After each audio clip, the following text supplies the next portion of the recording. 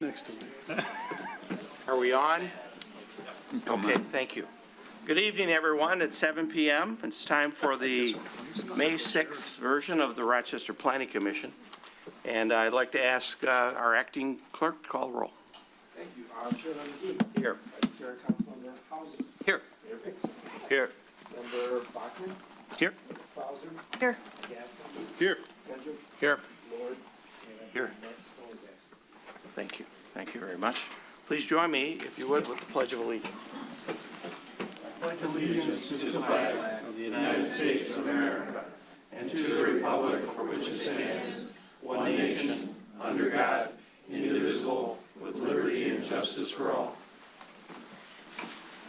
Mr. Chairman, could I just jump in for 1 Please do. second?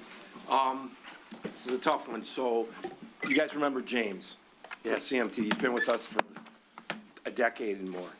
He passed away last week, unexpectedly. This So is the gentleman who ran the cable operation for us. Great kid. we got a call on, we could go Friday, and he passed away. Wow. So, no, we haven't got any particulars when. You remember there might be James' something. last name? I don't, actually. I've known him as James for my whole life, so. Yeah.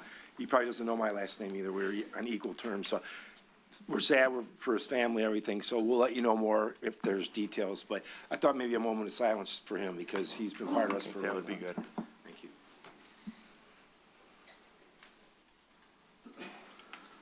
Thank you, Nick, for letting us know. Thank you.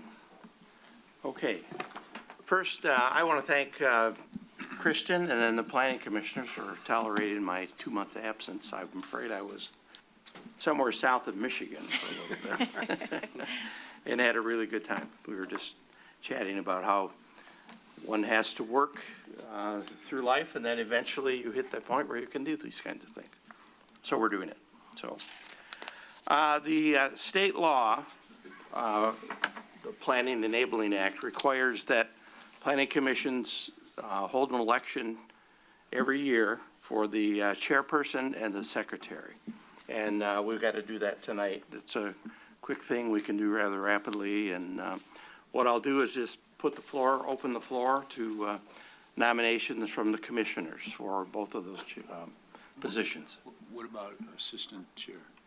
They're not required. We should do that also. They're not required in the act, but we could do that.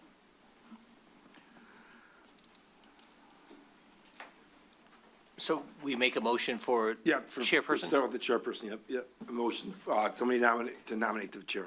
Okay, I would nominate Mr. Dennis McGee to continue serving as chairperson of the Planning Commission. Support? Thank you. It's been moved and supported. Any other discussion? Call the roll, please. Chairman McGee, Yes. Vice Chair Hauser. Yes. Mayor Pixon, Yes. Mr. Bachman, Yes. Ms. Clauser, Yes. Mr. Gasson. Yes. Kendrick. Yes. Mr. Lord. Yes. That is unanimous.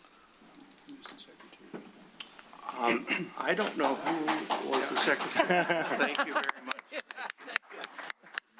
We would have Vice Chair. And I will nominate Christian Hauser as vice chair. Support? It's been moved and supported that Christian serve as vice chair. Any other discussion on that motion? Roll call, please. McGee, Yes. Hauser, Yes. Pixon, Yes. Bachman. Yes. Clauser. Yes. Gasson. Yes. Kendrick. Yes. And Lord. Yes. And the mayor's right, we had a secretary, because I think it was Mr. Sage at the time. I thought it was Mr. Sage. Yeah, so we should do that also. The secretary, just so everyone knows, doesn't sit here and take the minutes. That's done by the clerk. But there are a couple of annual responsibilities, such as submitting our annual report to the council, et cetera. So it's, the floor is open for a nomination for secretary. Yeah, I would like to nominate, if he's willing, Mr. Kenzik to be secretary. Sure. Support? That's been supported. I love it. Who do I owe for this? I think it'll be great. It's been moved and supported, nomination for secretary. Any other discussion? The roll call, please. Which is the right guy, he's a detail guy, we deal a lot together, so McGee, Yes. Hauser. Yes. Dixon. Yes. Bachman. Yes. Clauser. Yes. Gasson. Yes. Kendrick. Yes. And Lord. Thank you. Yes. Congratulations, Thank you. everyone, and we're looking forward to a great year. The next item is number 4, public comment, and we'll throw the floor open at this point for Any comments from anyone in the public, preferably not on items that are later on the agenda? And Nick, Rose is online there. Rose, you got anybody waiting to speak to us? I have no one with their hand raised. Okay, thank you very much, Rose. Anyone for public comment? Okay, thank you very much. Oh, sitting in the sunbeam, come on up.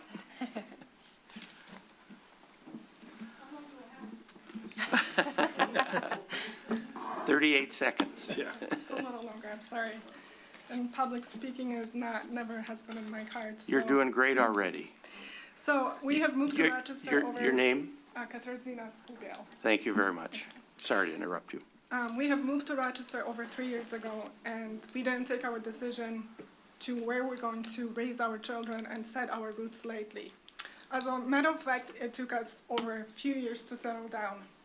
When we were choosing our location of where we're going to live, we took 4 factors into consideration. Number 1, safety. Number 2, education. Number 3, sense of community. And number 4, value. We wanted our house to appreciate in the future. To no one's surprise, probably over here, we ended up in beautiful downtown Rochester. And for a few years, things were great, and we felt very confident, and we thought we made a very good decision for our family. Well, that has changed when a house next door became an Airbnb. And all of the sudden, factors number 1, safety, number 3, sense of community, and number 3, the value of our property have diminished. I know my time is limited over here, so I'll just walk you through a few examples of what has happened to us in the past several years. The Airbnb next to us is a big house. It has at least 4 bedrooms. Hence, it is usually rented out for bigger parties. And this is exactly what we have experienced with this Airbnb. That was our very first experience. When we came home one day, there was no parking on our street, and it turned out that our house was rented out for prom party. And we all know what comes with prom parties. Noise until late night, in and out, and this wasn't just a party house for the people who rented it, it was just a party house for the visitors as well. No adults? No adults? We have not seen any. Okay. Have you seen any? Not at that No. event, at Okay. that instance, so. Another recent example of what we have experienced is a stranger walking into our house thinking it's an Airbnb. So for a second, imagine sitting on your dinner table and a stranger walks into your house. As you probably can tell, this situation has affected my family and our feeling of safety. We have kids playing in our streets all the time. Street hockey has become an item with little boys, and we just love seeing the kids playing and being active. But we feel like we have to be on top of our child and other kids all the time because we don't know who's next door. With stable neighborhoods, at least you know who lives next door to you. You can look up the sex offender list and you can see and you know what you're dealing with. With Airbnb, that is lost. You don't have that capability anymore. My online research indicates that unsupervised Airbnbs have led to well-reported issues with public and property distractions in areas across the country, including Dallas, Miami, Los Angeles, San Francisco, Boston, New York, Chicago, Philadelphia, Washington, San Francisco, New Haven, and many, many small cities throughout the United States. Factor number 3, sense of community. I was looking at our Rochester site, and what stood out to me was this quote that was used quite a lot on the website. Rochester isn't just home, it is where you live. And this is exactly how we feel. We live here, and this is where we raise our families. So we want to preserve the community and not live in a transitional place. Short-term renters have no stake in community and therefore no reason to care for our neighborhoods. Zoning code laws keep hotels out of residential neighborhoods and exist to accommodate disruptions of tourism. Why is Airbnb different? We sometimes feel like we live next to Holiday Inn, but the owners are outside. As a matter of fact, the owners are overseas. At least at Holiday Inn, you can call in if there is an issue or a problem. You can call the help desk. We don't have that capability. Lastly, the value of our house. My online research and speaking to realtors in the area indicates that buyers start to equate living next to the short-term rentals as living next to an apartment or a condo. And they're not willing to pay the premium price. We share the same sentiment. And next time when making decisions to purchase our house, we'll take that into consideration and we'll either not purchase or we'll offer a lower price due to the Airbnb presence. There are numerous cities in the United States that either banned or restricted Airbnb. If they can, why cannot we? After all, this is not just a home, it is where we live. I hope that we prioritize long-term residents and quality of life for those residents over profit for owners of short-term rentals. Thank you very much. That was very well done. This is, Who is with you? What's that? Who is with you? That's my son and my husband. Could you introduce yourself? I'm Kellen Scoobiel, Senior. Kel, can you introduce yourself? Oh, come on, Kel. Same name, so. Thank you very much for that presentation. It was well thought out and very well done. so, Mr. Chairman, you know this is on tonight, right, for discussion? I thought this was the. Yeah, we're not there yet, so Oh, you have to well, wait until we get there, so. Nobody stopped me. I think it was great. The room was full. A lot of people learned a lot of things, and that was very good of you. All right, thank you. Thank you. Thank you.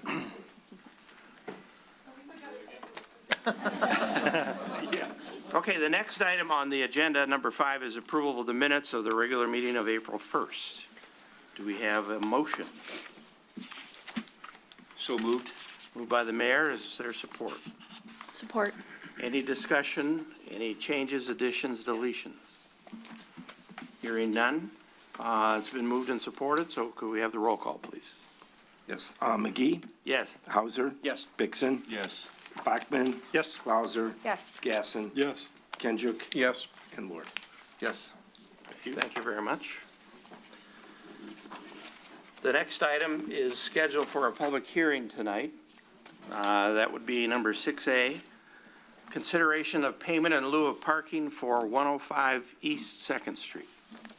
I'm taking this from Mr. Thank you. Chairman. I'm doing kind of double duty here today. So in your packet, last meeting, we talked about the fact that Chomp was going to expand into the former tattoo parlor. The tattoo parlor moved down to East Street, and the opportunity was there, and Mr. Brinker and Tim's here tonight, took advantage of it, came through the building department, we evaluate everything, and by the time you take the parking calculation for a restaurant without alcohol at this point versus the tattoo parlor, Tim was 2 spaces short, so he applied for a special exception for those 2 parking spaces. Staff is in support of that request due to the fact that there is parking at the upper farmer's market lot, we call it, right across the alley. So he has his outdoor dining, then he has a couple spaces of his own, which he got credit for, but he would still be too short. There is a new tenant in the former iChilling space, and I was talking to Attorney Crowd about this. He came in and said he wanted tables and chairs in that space. So, again, he would have been, it was an ice cream store without tables and chairs. To convert it to table and chairs becomes a restaurant. He would have been also 2 spaces short. He chose not to do that. This morning I got a text from Christy Trevorrow, who saw on Facebook, the gentleman put 10 tables and chairs in there. So we are issuing him a citation saying, Mr. Brinker did it properly, you have to come in and ask for that. What kind of business has moved It's in? a coffee shop. His is a Okay. coffee shop. So just, I'm calling him out, but that's Yep. what it is. So we're gonna enforce that. So to be fair, Mr. Brinker did it the proper way, came in and has gone through the process. So we are in support of the request of special exception for payment in lieu of 2 spaces for the Chomp at 102 East Second. I'm sorry, 105. I said 102. Sorry. Yeah, 105, sorry. Okay. Mr. Brinker, last meeting, we were gonna ask Tim what he was doing, and the question was what was he gonna do with the outside of the building. So, as Tim comes up, there was no physical change to the facade that would have kicked in the site plan, but he painted it white and black to match the rest of the building. And Tim, if you wanna come up, just talk a little bit about, we went inside with the fire chief and the building officials, really quite nice, so. Maybe a little history thing on how you got there. Well, Hi, your full name, please. Timothy Brinker. Hi. My parents started in 1958 next door at where the resale shop is. Yeah.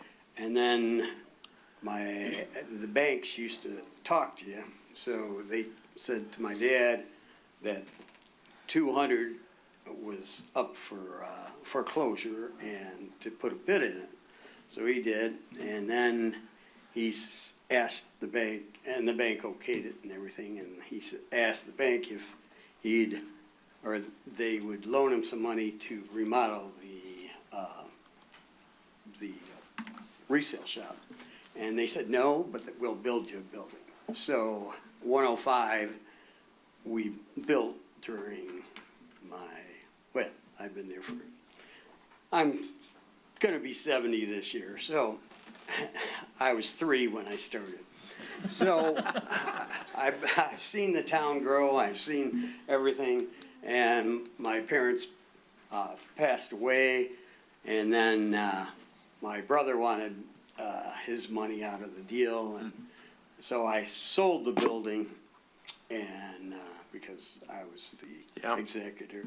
So, but I still had a shop in there.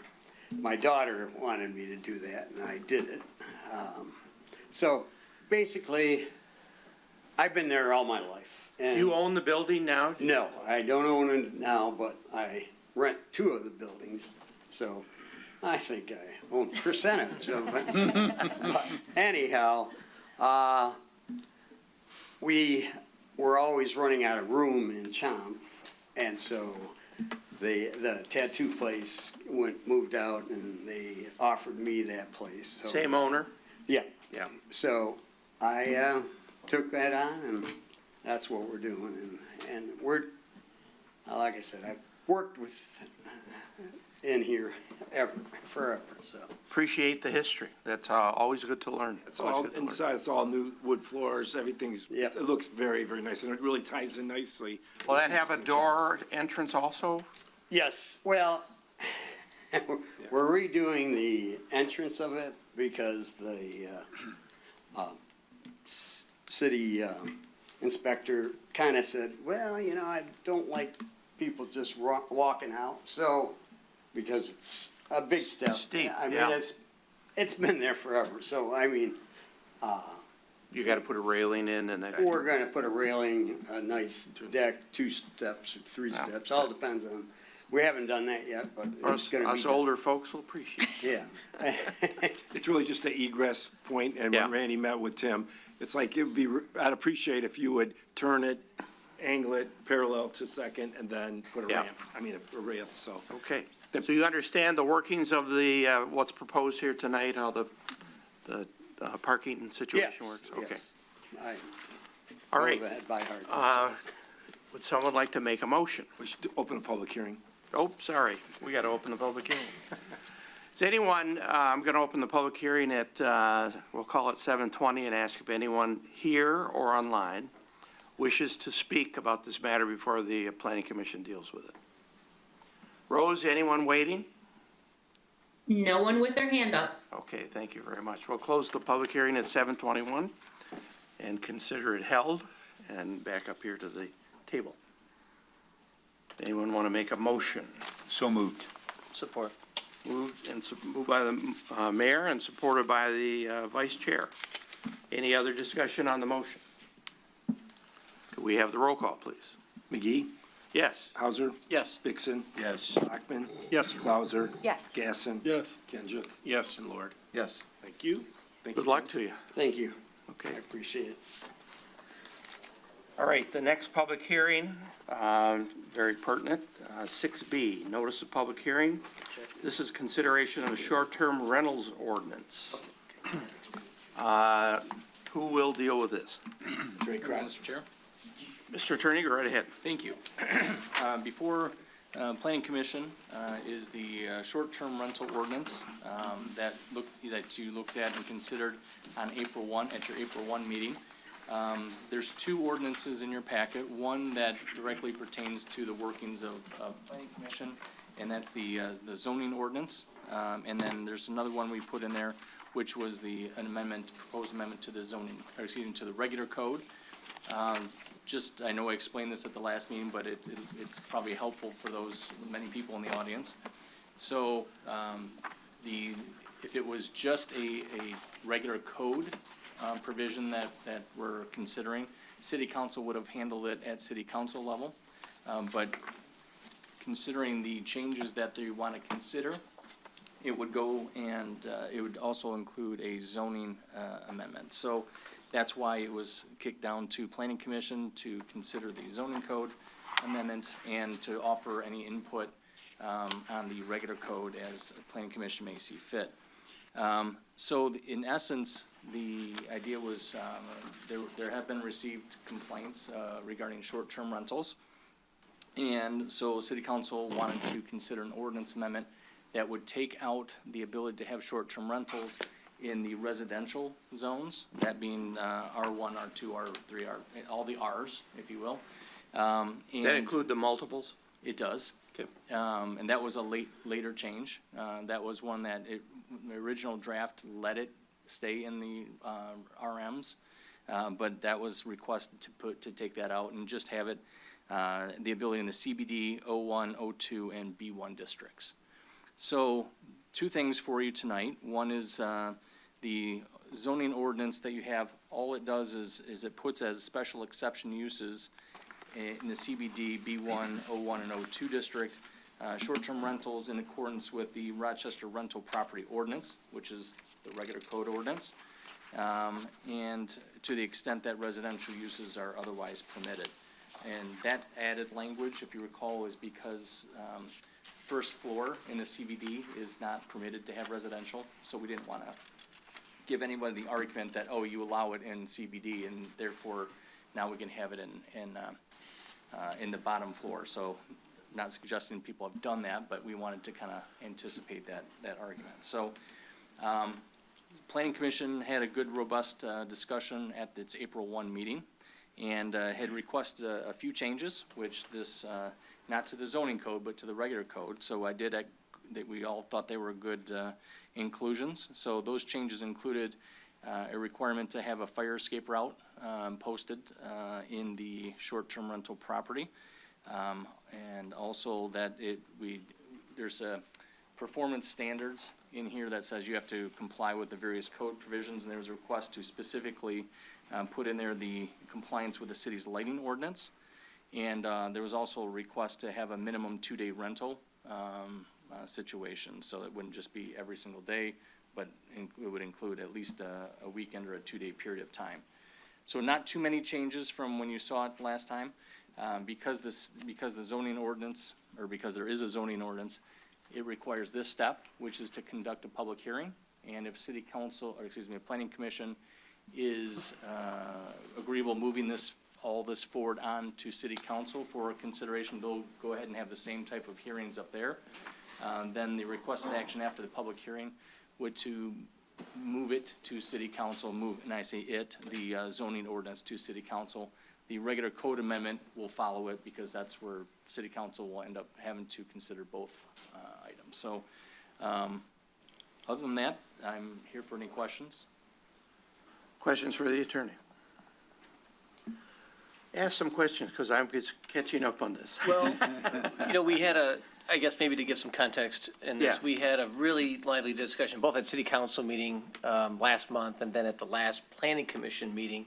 And candidly, and as I explained to some residents who had emailed me, that this was an issue that was kind of under the radar for quite some time. Yes. And then unfortunately, there were a couple issues that we became aware of, and I think the city council and planning has acted, and city attorney and the city itself has acted very quickly to address those concerns. And initially, it was, they were gonna have a prohibition on short-term rentals in R1 through R5, and then they were going to allow it in RM1, RM2, and RT.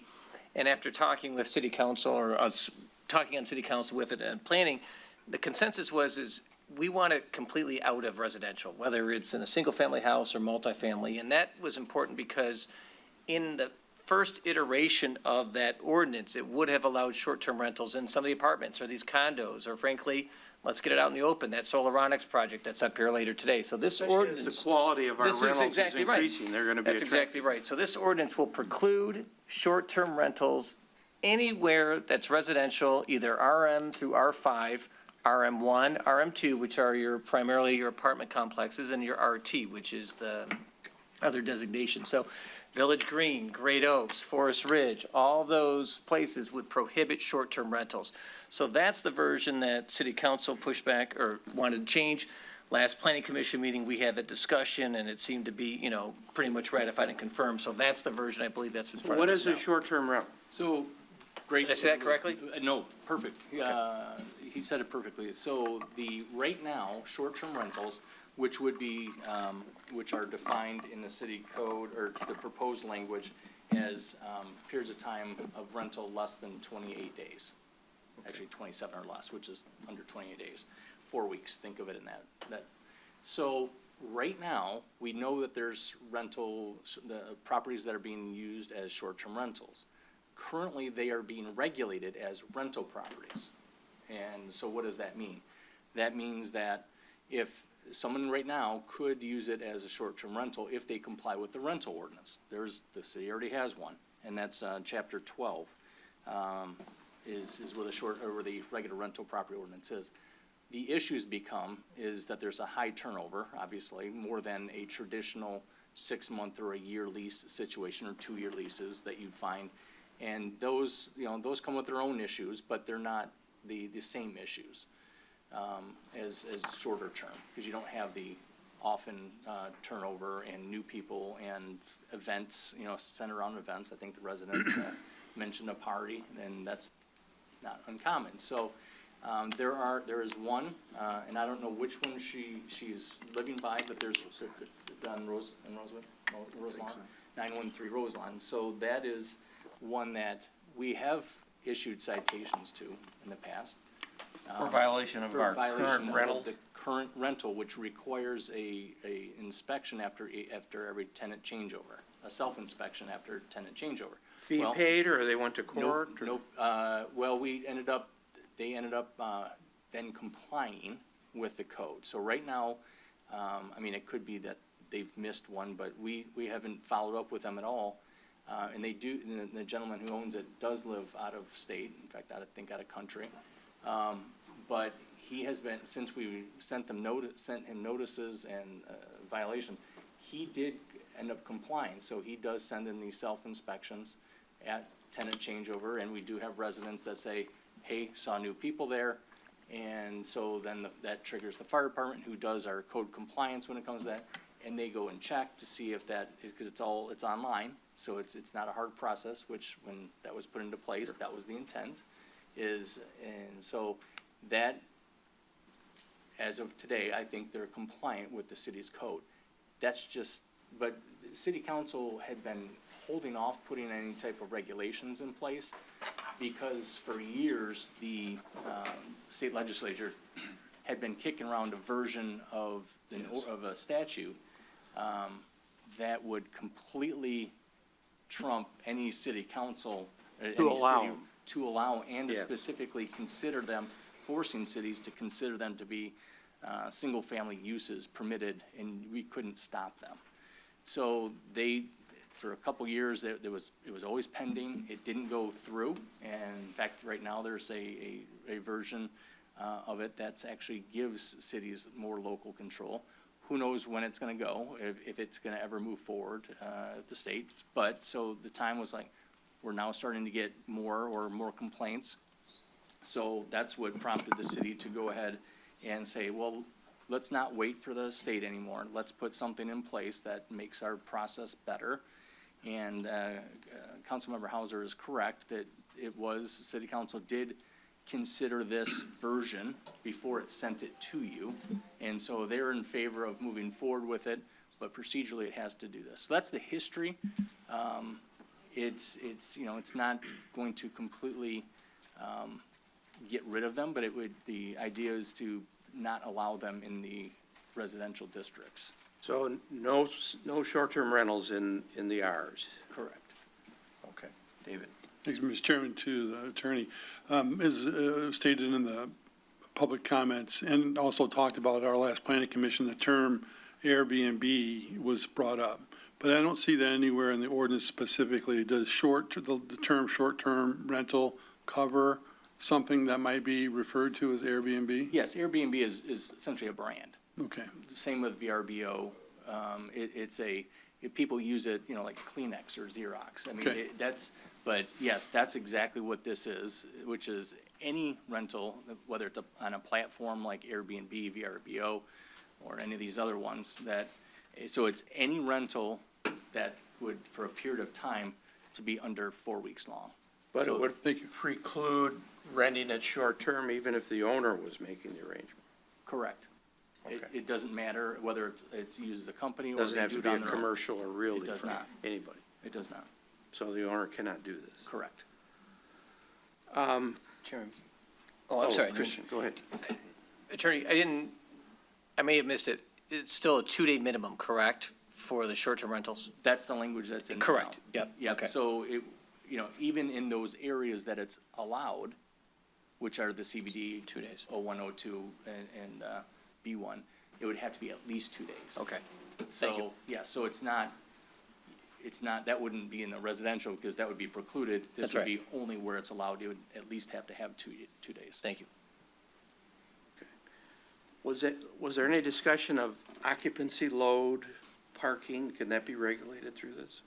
So they have to comply with the parking, city code requirements for, they can't park in the grass. They can't, they have to park on site or, in these areas. Obviously, if the city's limited into CBD, they're not gonna be able to have on-site parking, right? Because it's just not there now. So the idea would be that they would be in the parking decks or to find other legal parking. If they can't illegally park regardless of the rental situation. But, they can't, if it has a grassy front yard, if it is, or front park there, there. you can't park there. No Ann Arbor situation here. Except on football Saturdays, apparently. Yeah. So, How about occupancy load? occupancy is regulated by the fire code. We do put in, I think we did put a comment in here that they have to comply with the fire code. They would always have to comply with that, but I think we specifically call it out here that they have to comply with the, all codes regarding occupancy. And then do they pay fees for compliance with the ordinance, inspections or anything? Nope, right now, there's, the rental ordinance, there's no fees, to comply, which is when it was put back in place in 2015-ish. It was, the idea was for rental properties, we want them to register and not have a fee be to dissuade. That was Yep. city council's position back then. It may change, it may not change, but, it's clearly a short-term rental situation is a commercial venture. One of Okay. the state law that I was referring to that's proposed, it does have a fee that's paid to the state if it does pass, which then part of it gets, returned to the city. So, Okay. I think it's 6% is my recollection. So it is, right now, if you book on VRBO or Airbnb, there's always a service fee that goes along with it. Yeah.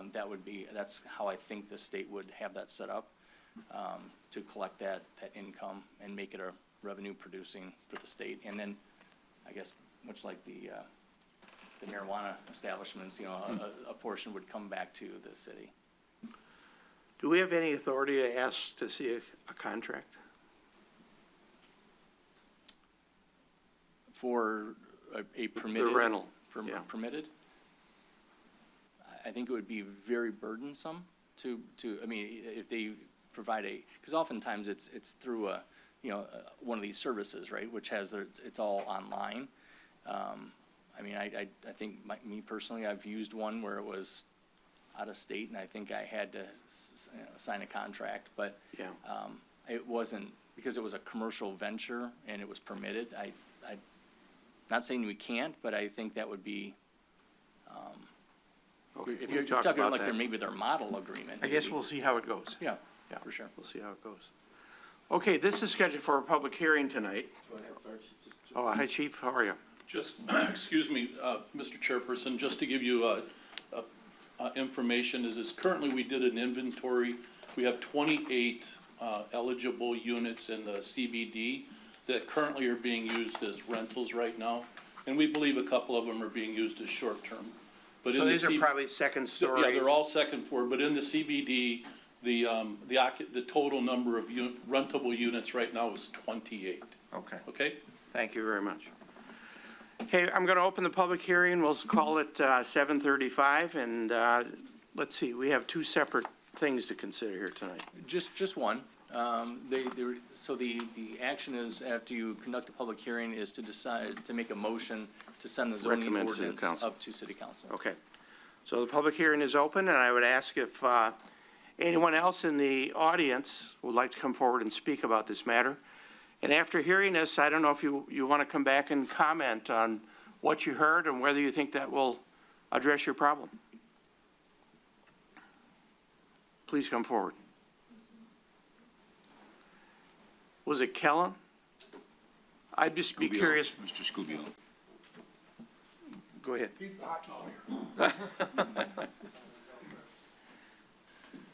Good evening. I'm Randy Boss. Hi, Randy. I'm a 20-year resident or so. I moved here for a lot of the same reasons that they did. I love my neighborhood. I know all the neighbors up and down the street. I've got widows surrounding me that are living alone. I happen to spend a lot of time on Roselawn, watching the hockey games, seeing the kids playing up and down the street. And when the Airbnb is full, or the short-term rental, they completely pack their entire driveway. They pack all the parking all the way up and down the street. There's no place for the residents to park because they have so many people staying there. There's traffic in and out all the time. You know, at some point you worry about the safety and the care of the people around you. Knowing the neighbors, we have a joint ownership of a dog that the next door's neighbors have. Knowing your neighbors and just getting a feel of you're watching out for each other is worth its weight in gold. And you don't have that with these short-term rentals. You don't know who's coming in. One of the neighbors on Roselawn noted one weekend a camera crew showed up. They had lights and cameras and, you know, we don't know what they were doing in the place, but that's the whole point. You don't know what's going on in these places. So anything that we can do to stop turning a neighborhood into a business district, I think is well worth doing. If I wanted to live in a commercial area, I'd move into one of these apartments on the top floor of one of the businesses. But I live in a neighborhood. I like having a lawn, and I go out and I talk to the neighbors, and we share. So I just don't think it's a good idea to allow what's essentially a business to move into the neighborhoods. So that's kind of my take on it, so I would appreciate anything you can do to help stop it. Thank you. Very well put. We appreciate it. I just wondered if you wanted to speak again now that you've heard the proposed ordinance. I'll wait. I'll let some other folks go. Okay, anyone else? Sir? I just turned 69, I'm not It's a spring chicken. I didn't really come here tonight for this, but this is really a big deal, and I really It is. thank you folks for, you know, really taking on. Scott Beaton, 655 Bollinger Street. So I really thank you guys for, you know, taking on this very important issue. I actually get your newsletter, which is great. I feel like I live in Rochester. But I think you really need to now advertise what you've done.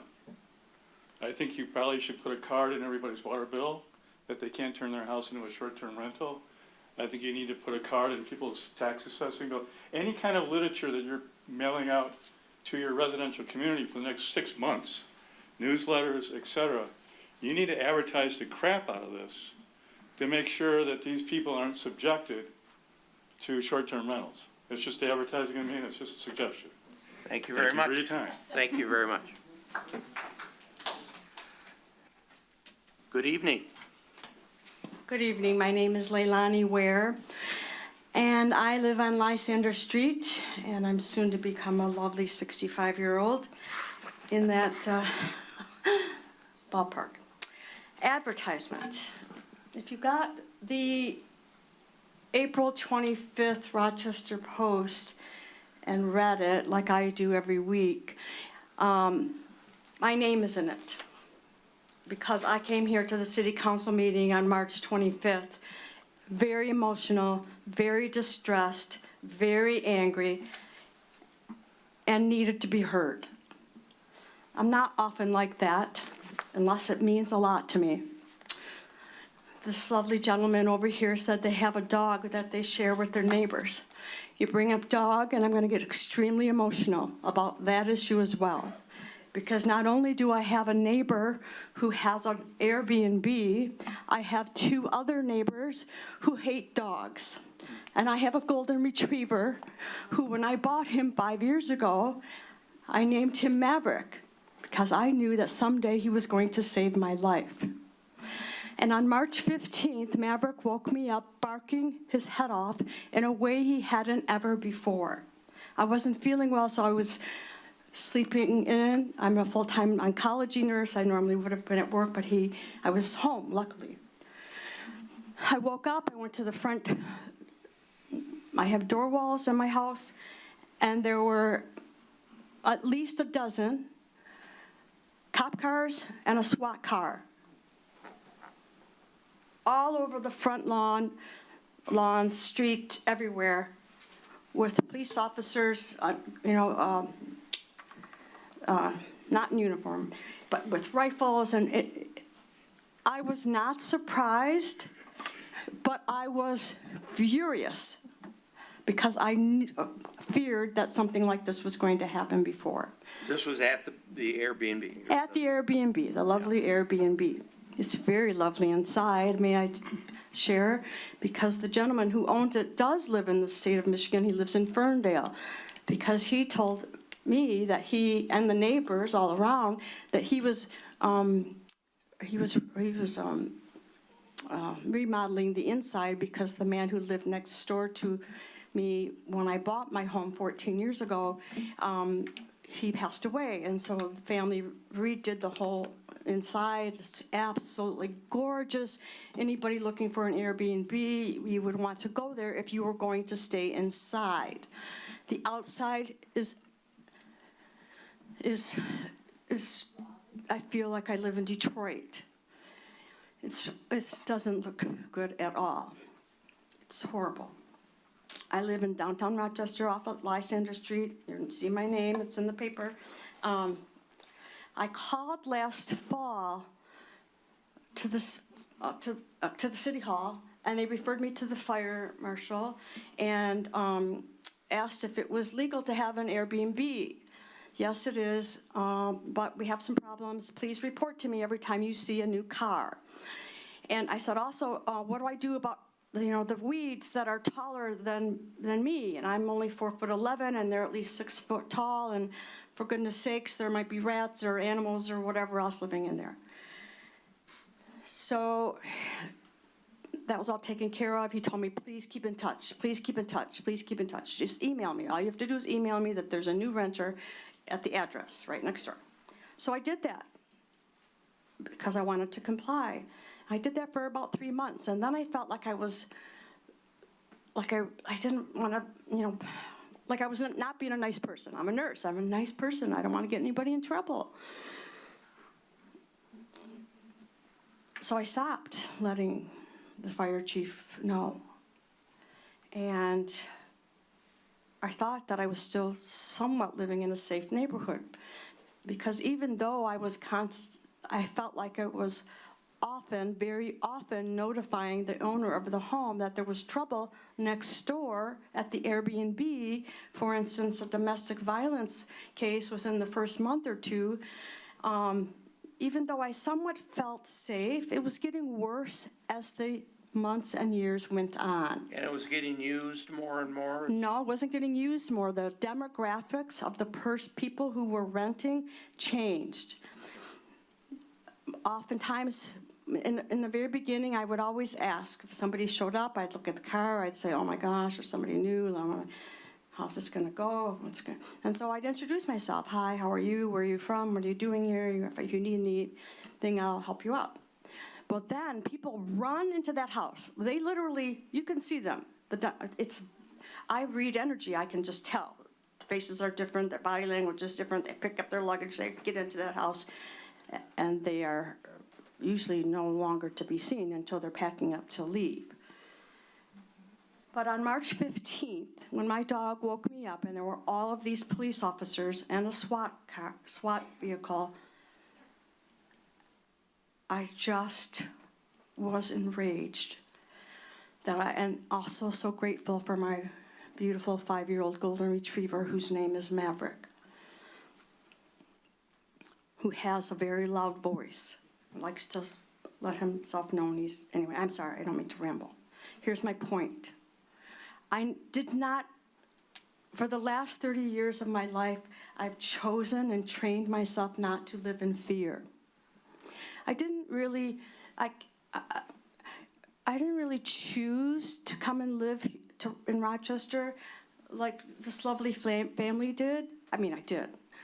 But I got divorced. I lived right on the border of Oakland Township in Rochester. I had a beautiful home and a beautiful neighborhood. And then I got divorced and I moved. And one of my dear, dear, dear patients did everything he possibly could to get me to move into his home on Lysander. He loved me and trusted me that much. We'll do anything we can, Leilani, for you to rent or buy our house. So I moved in, bought the house. And like I said, I no longer live, I chose not to live in fear, and I trained myself to do that over years and years and years, because I also had to choose my patients not to live in fear. My cardiac patients and my cancer patients. Now, I've got SWAT cars and police officers raiding the house next door. Neighbors who don't really like my dog, but I don't care because he's there to save my life and for me to love. And an owner who doesn't really give a crap. What do you think about the ordinance proposed tonight? I'm really happy about it. Okay. I'm really excited about it. I had actually asked the owner to take it off the market immediately. I said, our safety is important. Our safety is important. Take this off the market now. And he wouldn't. Of course. Because, of course, he had 5 other rentals. And he lied and said he revamped it because he was bringing his mother down from Grand Rapids to live with him in this beautiful new home. I could go on and on, but I won't. My point is. Well, you've told us a lot. I mean, this is extremely helpful, just like the other story we heard. Yes. I mean, so much has gone on. The demographics, I can read on their face what's going on, but I had no idea that it was going to end up like it did on the morning of March 15th. And now I'm afraid. Well, But I'm actually very happy I have my dog. Hopefully, at least at the city level, from the Yes. planning commission and the city council, we will do everything legally that we can do to prevent that from happening. Yes. With respect to advertising, I want to address this gentleman, and I don't know who to talk to about this, but I did bring it up last time, is in the back of the papers that always lists all the arrests that take place by the police, I think, or break-ins, right? Right? Correct. I don't know why we need to know that. I think we should put the fire chief said the only way he can find out or the city can find out is if we, the neighbors, tell. Well, like me, I've felt like I was going to get somebody in trouble, and I didn't want to get anybody in trouble, and now I don't really care. But people don't know that they need to tell the city. So how else are we going to tell the neighbors that they need to tell the city that there's unruly action that's going on in the neighborhood? My guess is that if this ordinance is passed tonight and sent to the council, and the council passes it, which seems highly likely, there will be a large story in the 2 local papers. Yes. I'm sure Nick will make sure of that. I hope so, but I don't read all the ordinances. But I was told by one of my neighbors that I should read the ordinance on dog barking because they're only allowed to bark for 5 minutes.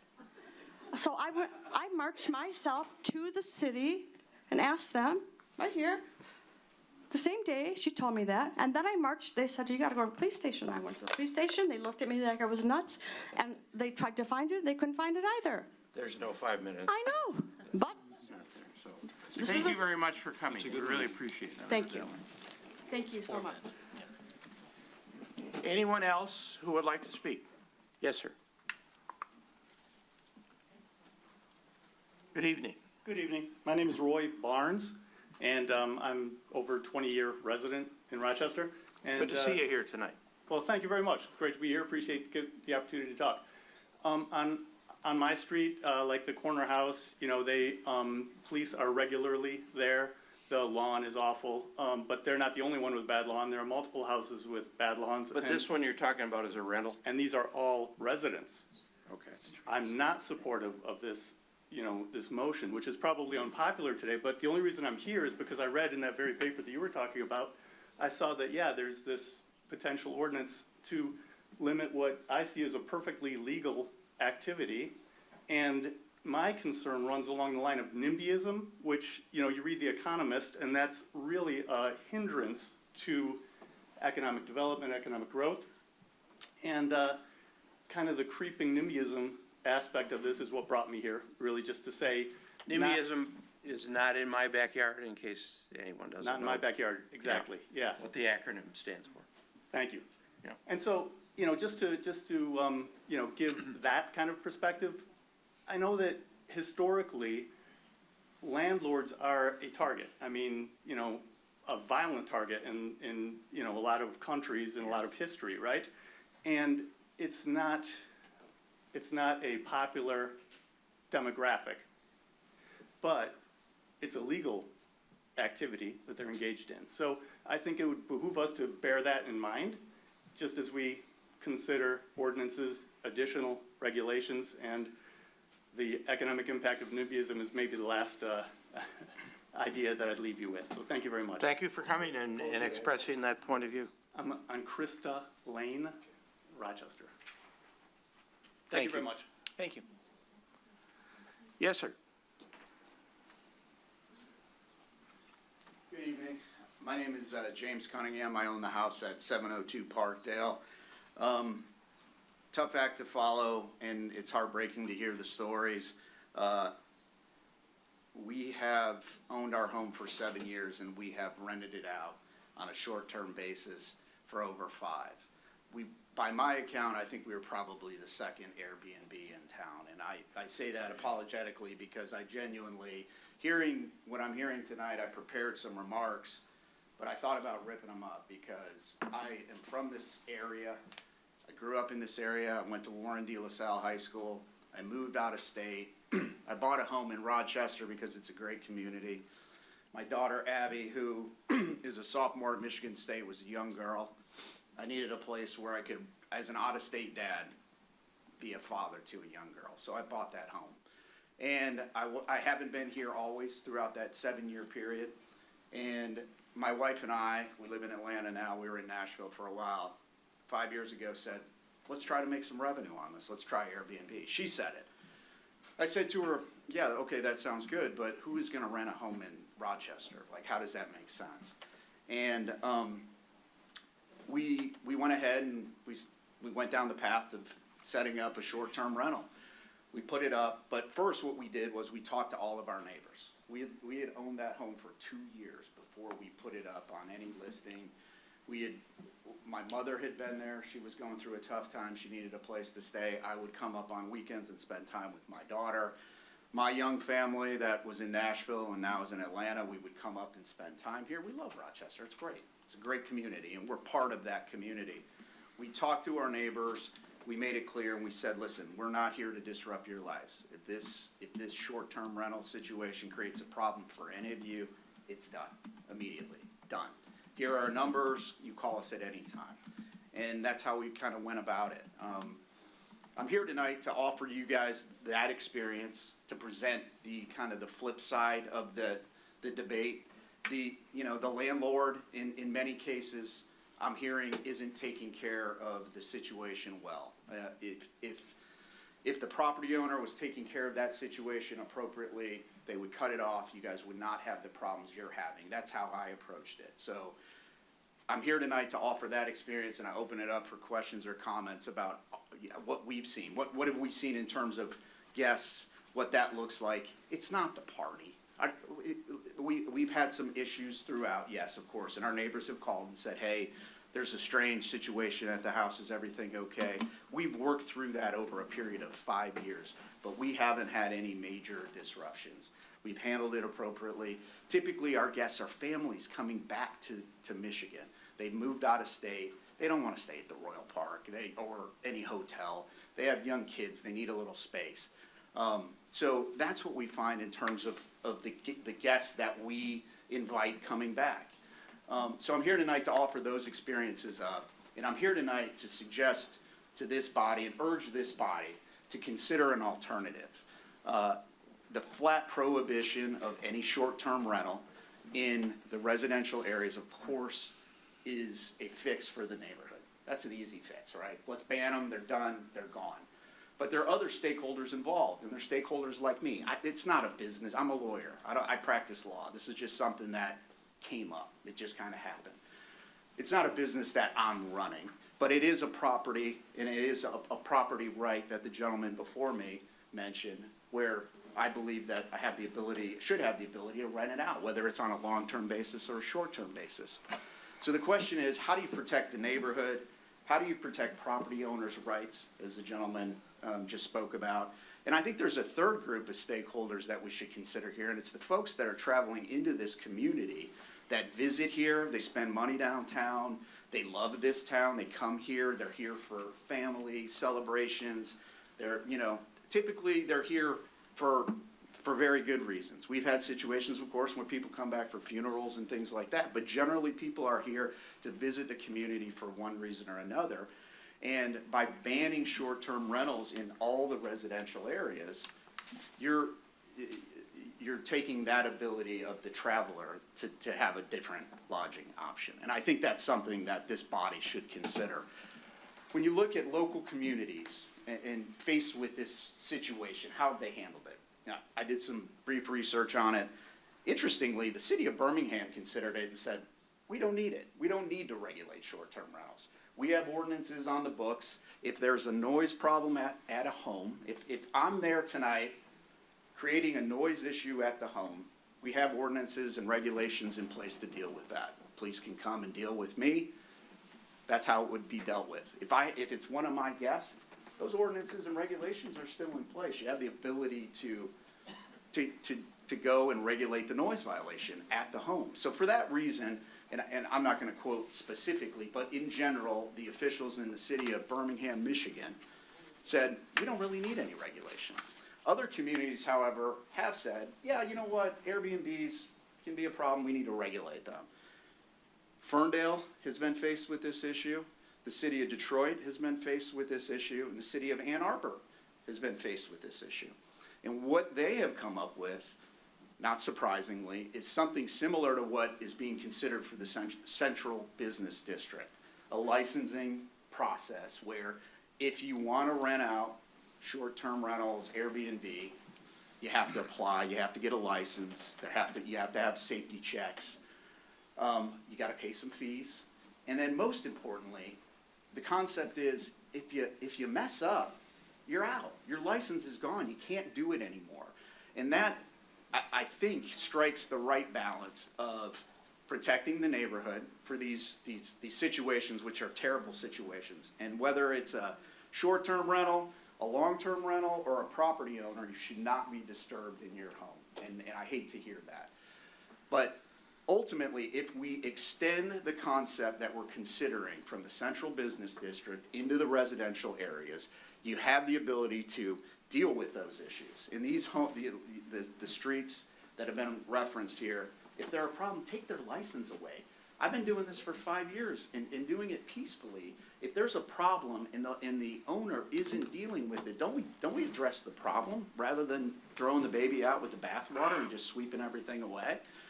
If we consider what is, I think, rightfully being considered in the central business district for the residential areas, I think it strikes the right balance of protecting the neighborhoods, protecting property owners' rights, and my ability to generate income with my property in a reasonable and responsible way.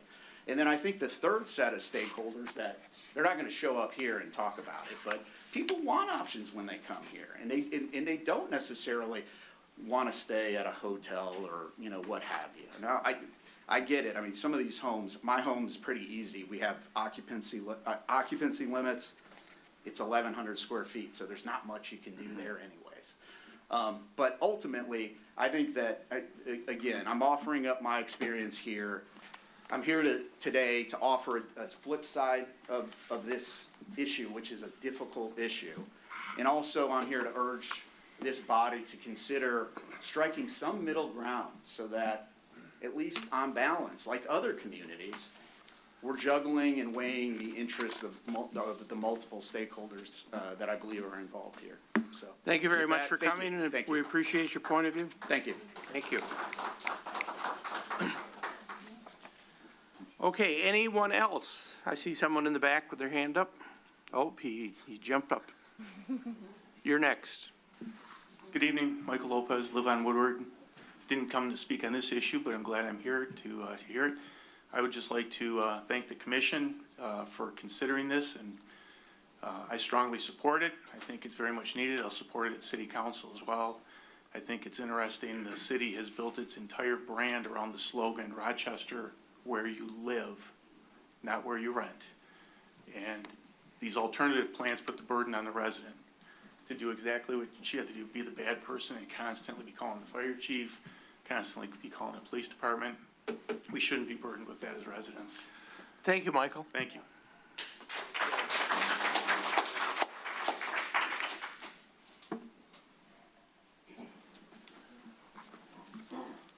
Good evening. How's it going? Good. My name's Keith Chinosky, and I wanted to speak on this subject. First of all, my heart goes out to everyone that has had to deal with issues. It's no fun. It's horrible. I was born and raised in Rochester. I've lived here all my life. I've done well. I've been in the medical industry the past 20 years, and I wanted to invest in a community that I love. So I invested in Rochester. I have rentals, and normally they're long-term rentals. But I have a furnished rental, and through my medical contacts, I'm somewhat close to Crinton Hospital. And I've had, generally, they're always a year-long rental. Well, through my contacts, I've had a couple of cardiac surgeons and brain surgeons come in for surgeries that have been here for a week. So I feel like I've done everything right, and this would ruin that when it's helping out others in the community. These were difficult surgeries. They brought in a cardiac surgeon from Cleveland Clinic to do a very difficult surgery. They brought in a brain surgeon from Mayo Clinic to obviously do a brain surgery, and there were no issues. I do things right. I'm a neat freak. I'm OCD. I like things neat and in their place. All my neighbors know me. They have my phone numbers. I say if there's any issue with long-term, with short-term, call me. I'll be out here the next day. I'll deal with it. Do you advertise on the various commercial? I've never done Airbnb, but I've done Zillow and I've done Furnish Finder. Okay. And a lot of times it's word of mouth, repeat, people coming back. Including one time when the rental was open, one of my neighbors was having family come in, and one of my neighbors has a smaller house, so they had their family stay there for a week. So I've never had an issue, I've never had a violation. I keep my places nicer than most of my neighbors. Like I said, I'm OCD, I'm a neat freak. So hearing this, you know, I feel like I've done everything right. I want to reinvest in a city that I love, and I feel like this would, you know, put a big dent in my plan because I'm doing everything I'm supposed to. And I don't think it's right to persecute the whole based on certain individuals that aren't doing things correctly. I would say, you know, take care of them individually, deal with them on a one-to-one basis rather than, you know, penalizing everybody. This gentleman mentioned a licensure procedure. Would you object to buying a license? Well, depends on how much it costs. I've done everything right already, so again, why would I have to? On one hand, I'm like, why would I have to pay a fee if I'm doing everything I'm supposed to? Why not just make the violations higher for those doing it incorrectly and wrong? That's kind of my What if you first- were given a license, Oh, I'd be okay with that. revocable upon noncompliance? Yeah, absolutely, I'd be okay with that. I mean, perfect example, I care about my neighbors. There are 3 new fraternities going in, well, that I know of, at Oakland University. And 2 of them reached out, and offered almost double than what the rent was on one of my houses. And I turned them down because I went to college, I was in a fraternity, I know, you know what goes on, and, you know, I've got respect for my neighbors, so I turned them down. Financially, it would have been a great thing, but I care about my neighbors, I care about the community, so I feel like I'm doing everything the right way. There's always 2 sides, so I just say, persecute those in violation, but those of us doing it correctly, those of us wanting to invest more in the city, I would say that's just another viewpoint on it. Thank you very much for coming in. Sure, Very thank much you. appreciate it. Yep. Am I allowed to speak again? Yeah, but just put your name on the record again. I will. Leilani Ware, Lysander Street. Thank you so much for speaking. Those people who think who are doing the right things, thank you so much. But my neighbor next door thinks he's doing the right thing, but he doesn't always register his clients. And the people who sign up on those Airbnbs, he had no idea that they were gonna be robbers. And they were gonna be busted for Troy, Shelby Township, and Rochester. My boyfriend came from a $450,000 home, and his neighbor sold his house for cash. Just a month ago, his house was raided and had the largest amount of cocaine, Yeah. No, some kind of drugs. You don't know what's going on behind closed doors. I'm sorry. We have to do it one way or no way. Thank you. Thank you. This is very emotional. Anyone else? You're next. Yeah, good afternoon, or good evening. My name is Frank McFarland. Concerning about ordinances in high grass, is there not an ordinance at all in this city about lawn, taking care of the lawn? Yep. And if you don't, you slap their wrist? Yep. There is? Yep. Then why is she having that problem? I think it was probably dealt with, Chief. You want to speak to that, or Nick? If it's in the backyard, we don't see it unless it's a complaint. So if it's the front yard, we drive by and send them a letter. They have 5 days to cut the grass. If they don't, we do and send them a bill. So backyards are tough to see. So we don't have the right to go in some of these backyards. So someone would have to complain. If they do, we issue a citation. So there's an issue on it, okay. And it was taken care of once we knew about it. So. There was, okay, all right. Thank you. Excuse me, Mr. Chair.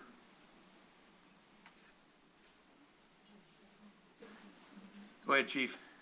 Just for information purposes, we've already written 65 warning notices for grass in the last 2 weeks. Thank you. You're on the case. We appreciate that. Good work. Welcome back. Just give you your name again, if you would. Yeah, Kellen Scoobiel, Roselawn Drive. So, you know, the thing for me is after living next to an Airbnb for 12 months is the safety factor. You know, prior to that, I'd let my son outside, kind of do his own thing for a little bit. He's 9 now, he's 8, and everything was good. We knew all the neighbors. Now with the short-term rental, I can't do that. Like, and there's people always like engaging with him, and I'm like thinking to myself, why are you engaging talking to a 9-year-old. For me, it's not comfortable. I don't like it. You know, if I knew them and they knew him, like Susan, my neighbor from across the street, I'd be good with it.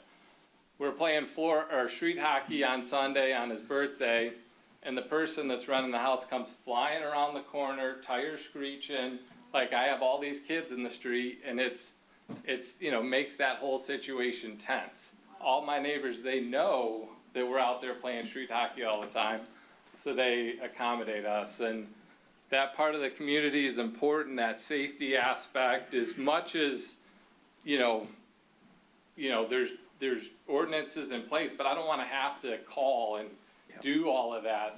That burden's on me, and I think that as much as I get it, I think we gotta prioritize the people that live here, you know, long-term, they're here full-time, you know, and how we feel. Like another thing, I didn't prepare a list of all the inconveniences, but when people come to town, they're partying, they're having a good time, and a lot of times they sit on the porch, and it's like I'm hearing this ruckus until 2 a.m., and I'm not one of those people to call, so I've never called, you know, and that just, like, it's just, you're put in this awkward position. Like, I wanna let these people have a good time, but, you know, it's getting to the point where it's like, when it's happening over and over again, the frequency or the volume, it's disturbing. Or when I'm going out of town for work, and it's like, who knows, you know, who's gonna be in the house next door, so. And like the sense of community, I think that, you know, some other people have talked about it, like our street is awesome, all the full-time residents, I don't know why we didn't move to Rochester sooner. Because of that sense of community, all the kids in the neighborhood, all the parents and adults that we interact with, talk with, the shared dog, I mean, it's awesome. And when you put the short-term rentals in there, it takes away from our limited, you know, housing resource. You know, it's also taken that opportunity for people to buy those houses, right? The wealthier getting wealthier, and taking those houses out of the inventory. So I think that's another aspect for me, especially Rochester. We have a really limited inventory, and I would like, if somebody here is full-time, I'd like to see more full-time people, more kids that are going to our schools and all of that. But the biggest thing really is that safety aspect, like for my son and everything, and it's not whether an incident happens or whatnot, or there's things in place to prevent it. Like, I just want to mitigate it, period. So that is. Thank you for coming back up. We appreciate it very much. Yeah, that's what I got. I appreciate you guys. I'm glad you guys are trying to address it. Thank you. Okay. Another hand up? I think it's on the screen there, Dennis. Okay. There is one on the screen with the caller ending in 651. Please unmute yourself. Hi, it's Jane Turner. Hi, Jane. I'm How are you? Parkdale. And I understand. But James I am 2 doors away from James's Airbnb. I've heard of one problem, and it was the first one they rented. It was to a bunch of kids. I have never heard another thing after that. But the house in between us, she's bought the house and has been there less than 3 years. James takes better care of his yard than she does. Okay. So I think you should consider an alternative than totally banning him. All right, thank you for your input. Thank you very much. Thanks for calling, Jane. Anyone else? Point of clarification, You gotta be on, you gotta be recorded, sorry. Yeah, no problem.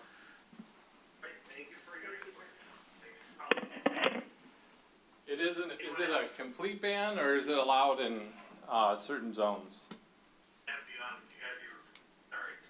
Go ahead. It would be a complete ban in the residential districts. But there are other districts in Rochester. Okay, so it's not a complete ban in all of Rochester. There's other zones in the commercial district that you will allow short-term rentals in. Well, nothing is, I mean, this is all draft, right? So if it goes into place, then the short-term rental would be permitted in the CBD B1, O1, and O2. Okay, so not a complete ban in Rochester, but in the residential zone? Correct. Okay, Thank you. thank you. Anyone else? Ms. Turner's still on. Jane, if you could turn your mic off.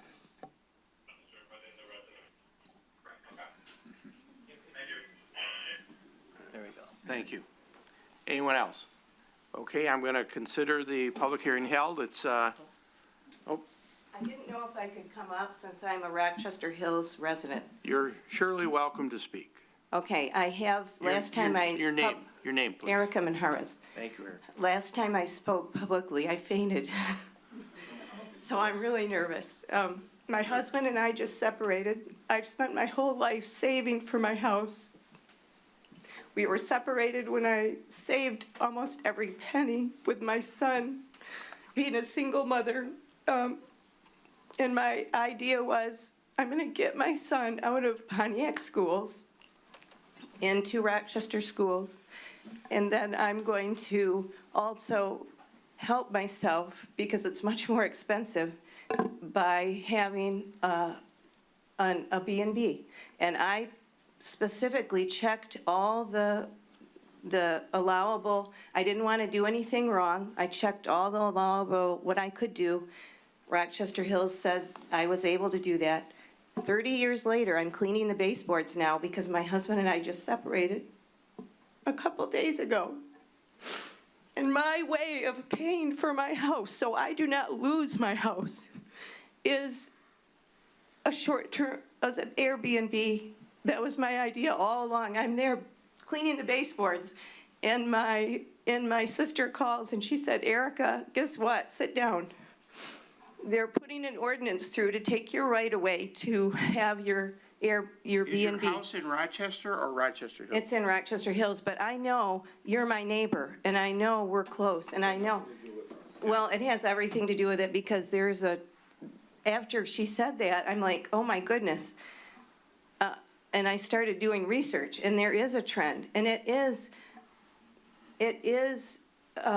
over-restrictive. There are laws to take care of this, and I understand what you're saying, and I feel for that position. But think of the people that aren't coming up to talk like me. I don't want to get that right taken away, and I've spent my whole life paying my taxes on time. This is 30 years ago when I checked with Rochester Hills to see what I could do with my house. I didn't have a lot of income, and and after 16 years, almost 18 years of taking care of my mother, and being out of the job market, and having poor eyesight, 2 torn rotator cuffs, swollen varicose veins, and no insurance, and now I talked with the insurance company, and they're saying, well, you have a husband. And I'm saying, well, he doesn't give me anything, and he just moved out. But just for clarification, the ordinance we're talking about tonight does not involve your property. Because I'm in Rochester Hills. But I'm saying, I wanted to speak. That may happen, but You have an Erica Manharas in your neighborhood somewhere. There are me's in Rochester. I know there are. And I'm here to give my position because I feel it's important. Thank you And very I'm glad I didn't faint. I'm glad you didn't either. Am I allowed to go again? Oh, yes, you are. The public hearing's still open, so. So another point of clarification, nobody's stopping these properties from being rented. They can still make money, they can still recoup their investment, just maybe it's not completely maximized in a short-term rental in order to look out for us long-term residents. That is I think correct. that's an important aspect of this whole thing. That's correct. Thank you very much. Anyone else? Rose, anyone else online? No one with their hand raised. Okay. Thank you all. That was a terrific discussion. I'm going to declare the public hearing held and closed at 8:20 and bring the discussion back up here to the commission table. Mr. Attorney, did you hear anything that would make us have to stop, back up, reconsider? No, certainly, you know, you've listened to a lot of input. If there's any comments that Planning Commission wants to make, my guess is that it will be sent up to City Council for consideration quickly.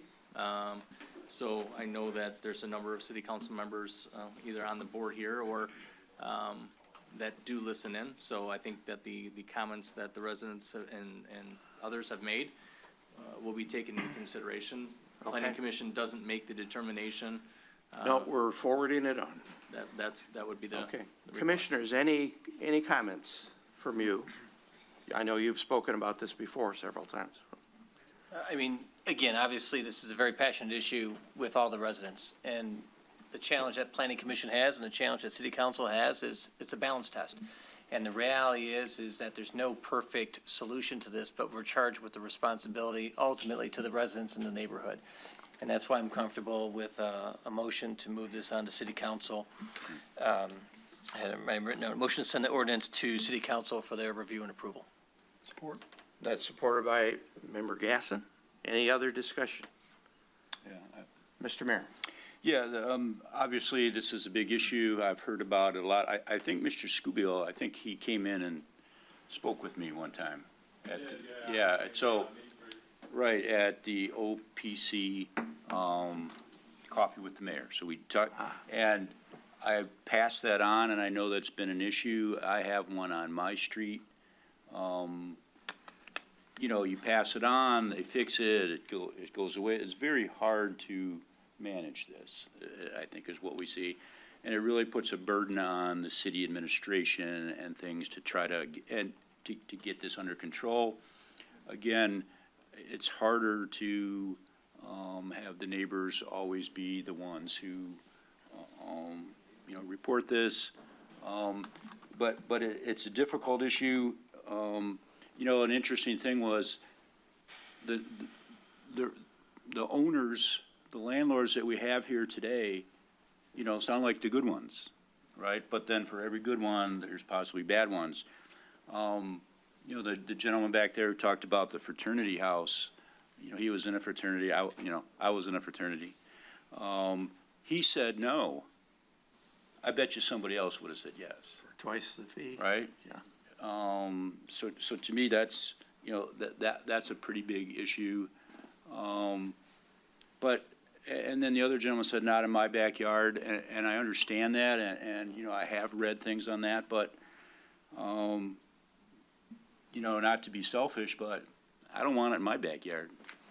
I don't want it next to me. I don't want it on my street. I see some of my neighbors back there. I assume they don't want it on their street either. I haven't talked to them about it. And yeah, it's a hard decision, but I think it's the right thing for Rochester. I think we are a residential community. They can rent places right downtown, and I support this.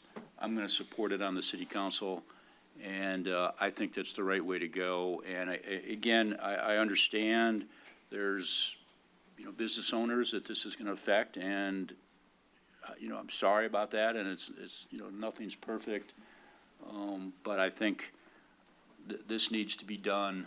We need to stop this problem, and I'm going to support it, and I would second the motion. Thank you. Or there's already a motion, I'm sorry, there's already. There's a second. motion, and it's now been seconded. You know, I think it's important for everyone to realize that we're becoming a very successful and very attractive city. We have things like the Roxy and all these fantastic restaurants coming here. We're becoming a destination.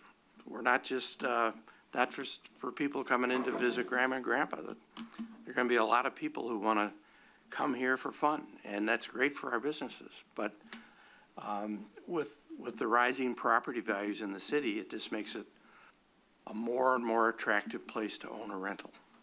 And a quick way to get a return on investment is putting it on the short-term list. So we have a motion, and it's been supported. Is there any other discussion from the members? Mr. Chairman, if you don't mind, I'd just like to say one brief thing. What's stuck with me since we reviewed this at the last Planning Commission is the concern about property rights. And I was surprised tonight to hear more people than I expected come to talk on that particular issue. And so I created a focus group just to get some polling, and it kind of mirrors what we saw tonight.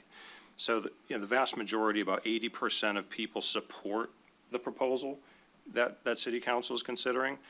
90%, this is 4 different communities, mostly HOA communities on the east side, so I think it's different than the demographic we saw tonight, but 90% don't want this in their neighborhoods, but 40% are open to some type of resolution like Mr. Cunningham described that has been successful in other cities like Ann Arbor. And so I think personally, just my political viewpoint, and to the libertarians on city council, I would say, if it's possible, let's find a way, to retain these property rights for these homeowners, but do it in a way that, maybe is zero tolerance and we can, get the problem solved without a full ban. That's just my personal point of view, but I'm going to support the zoning going forward, and I just wanted to share that feedback from some of the residents that I've spoken with. Jeff, would it be legal to license rentable properties in single-family housing areas? In other words, could the city require them to be licensed? Fee or no fee? Well, it would be a commercial venture. I mean, I wouldn't see a problem with a license. I mean, right now, they have to have a rental license, throughout the city. So that's just a different license that you'd be requiring. Which could be revoked. Sure. Or fined, or whatever the case may be. Mr. Chairman? Yes. If I can maybe take that a step further, let's say we started a process where we license and then somebody, messes up and we try to take their license away and they continue to rent out. How big of a problem is it at that point to get them to stop? Like, can we shut them down? Can we, there's nobody to evict, but they can keep doing it. Well, yeah, I mean, there's a process. I mean, if you're running a business or even a use that's contrary to the ordinance, there's always things we can do as far as for instance, we go to court. We have a number of just regular rental properties that didn't register. It's an annual process or upon tenant changeover. So when they don't do that, right now, fire department just went through and had 30, chief, something like that of people that didn't, so those all received tickets, and, we end up resolving most of them, but there's always a process, and we could always get the next step if we don't get compliance, then that would be a court order that we end up, just like a blight, we get blight ordinance, or blight orders from the court, then they can be held in contempt if they continue on. They can be held in contempt of court if they violate a court order. So there's always a process. It's not a lightning quick process, but there is an end that they can continue if they're non-compliant, and we can continue to pursue them. In fact, one I know has received a second ticket. While the first one was pending, they got a second one. So there is a process, I guess we'll put it that way. I just wanted, working with the city attorney, we wrote about 35 violations for rental properties this year. And these aren't short-term, these are long-term rentals where people failed to follow the code and have the properties registered. And Have any of them gone to trial? well, we've never gone to trial, but we have gone to court 3 times, Mr. Attorney. That's fair.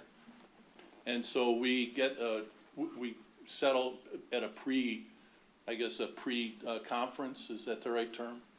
Yep.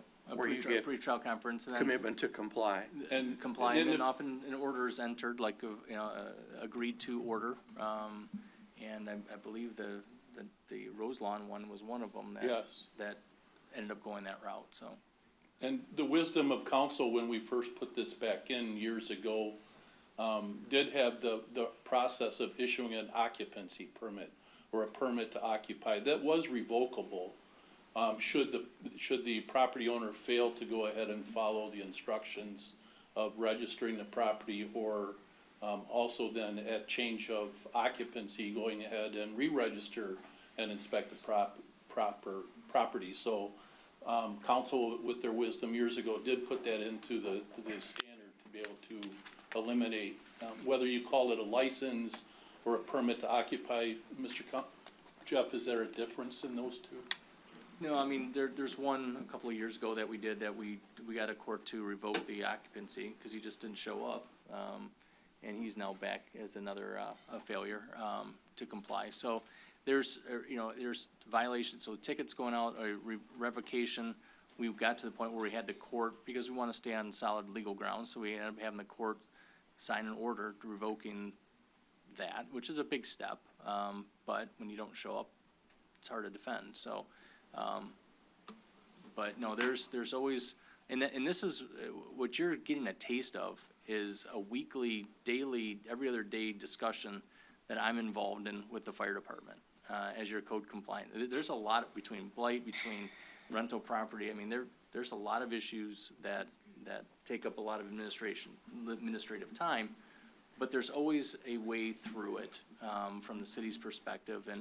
And I know the fire department does a fantastic job keeping communication with the residents that are on this. And even if this passes, just know that the city is not going to be out there with a stopwatch waiting to see if a rental is 27 and a half days long. I mean, it's still going to have to be complaint-based because the city doesn't monitor every single property in the city. So while it will eliminate a use, that being the short-term rental, if it does pass through, there's always something that that we can use for enforcement and pressure points to do that. We're not interested in the $20 from a ticket from the court. I mean, that's just not, we always stress that in all these code violations is we want compliance.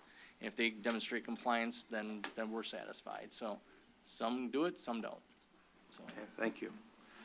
So we have a motion before us, and it basically is to forward this on to the city council for their final consideration. Any other comments or discussion? So please call the roll. Please, McGee? Yes. Hauser? Yes. Bixson? Yes. Bachman? Yes. I'm sorry, Clauser? Sorry. Yes. Casson? Yes. Kenjuk? And Lord. Yes. Yes, Lord. Thank you, everyone. Appreciate that. Thank you, everyone, for coming. It was a very, very good and thorough discussion. Mr. Chairman, Yes, sir. I'd just like to say that this will come to the city council on Monday's meeting, where we will have a vote to set a public hearing, and that will probably be 2 council meetings from then, and then we'll have the same final vote, again, assuming whatever the vote is at that meeting. So we're still 3 weeks from any kind of decision. Thank you all. Next item is number 6C. This is a public hearing, consideration for 704 Woodward rezoning from I-1 to RM1. And I'm just going to call this at the same time. We'll have the same discussion. D, notice of a public hearing, consideration of site plan approval for 704 Woodward. So Vidya's going to walk us through the process of the rezoning and then the site plan. So Thank you, Vidya. Good evening, Mr. Chairman, members of the commission. I would first like to handle the rezoning separately, have the planning commission take action on the rezoning and then switch to the site plan. Because the site plan, if the rezoning is recommended for approval, would be a principal permitted use. So I would suggest one step at a time. So first we will tackle the rezoning. Please do. So the request before you tonight is from David Hemborski on behalf of the Champion Development Group to redevelop an existing vacant industrial site. I will put up the aerial on the screen for the Planning Commission. And the members, are you seeing the aerial diagram? Okay. So the site is 3.18 acres, is located on the north side of Woodward Avenue and was occupied by the former Solaronics facility. The site is zoned I-1, which is limited industrial district. Now, residential uses are not permitted in the I-1 industrial district. So the applicant is requesting to rezone it to RM1, which is multiple family residential 1 district, in order to allow for the proposed development. Now, the applicant is applying for a petition to rezone the property concurrent with site plan approval. I would like to make a clarification over here. While a typical rezoning request is not specifically tied to a site plan unless it is a conditional rezoning, in this case, through the applicant's own request, the site plan is being processed at the same time as the rezoning because the applicant wants to demonstrate their commitment to developing the parcel a particular way for the benefit of the Planning Commission and the City Council. Now, there are specific standards in our zoning ordinance based upon which the Planning Commission and the City Council review every request for rezoning. I shall summarize those. The first would be consistency with the goals, policies, and the future land use arrangement of the city's master plan. Now, the master plan that the city adopted in 2022 designated this parcel as RT, or two-family residential district. So a two-family residential areas would typically include detached single-family homes, duplexes, and uses that are considered compatible with single-family districts such as schools, religious institutions, municipal and civic buildings. Now, the RT district regulations as recommended in the master plan are the same as what is in the current zoning ordinance itself. Although the proposed RM1 zoning that the applicant is asking for is not consistent with the RT recommendation of the master plan, the RM1 zoning is more compatible with the area and actually meets the intent of the master plan. The applicant, if the Planning Commission recollects, originally approached the city with a proposal to rezone this parcel to RM2, multiple family residential. That proposal was a multiple story building with over 100 units in it. And the proposal was not well received by the city because it was not in alignment with the city's vision for the area, either in the master plan or based upon the current development pattern. Under the recommended RT zoning district of the master plan, the density of units allowed on the site and the height of the buildings allowed would be greater than what the applicant is proposing under the RM1 designation. So what the applicant is asking for in RM1 would allow for 45 units maximum, and RT district would allow for 52 units. And RM, as proposed by the applicant, would allow for a maximum building height of 2.5 stories or 30 feet. If it were RT, it would be 2.5 stories and 35 feet. For an RT two-family district, the required side yard setbacks are 5 feet on one side and a combined both yards together 15 feet. Whereas for RM1, it is 20 feet on each side for a combined setback of 40 feet.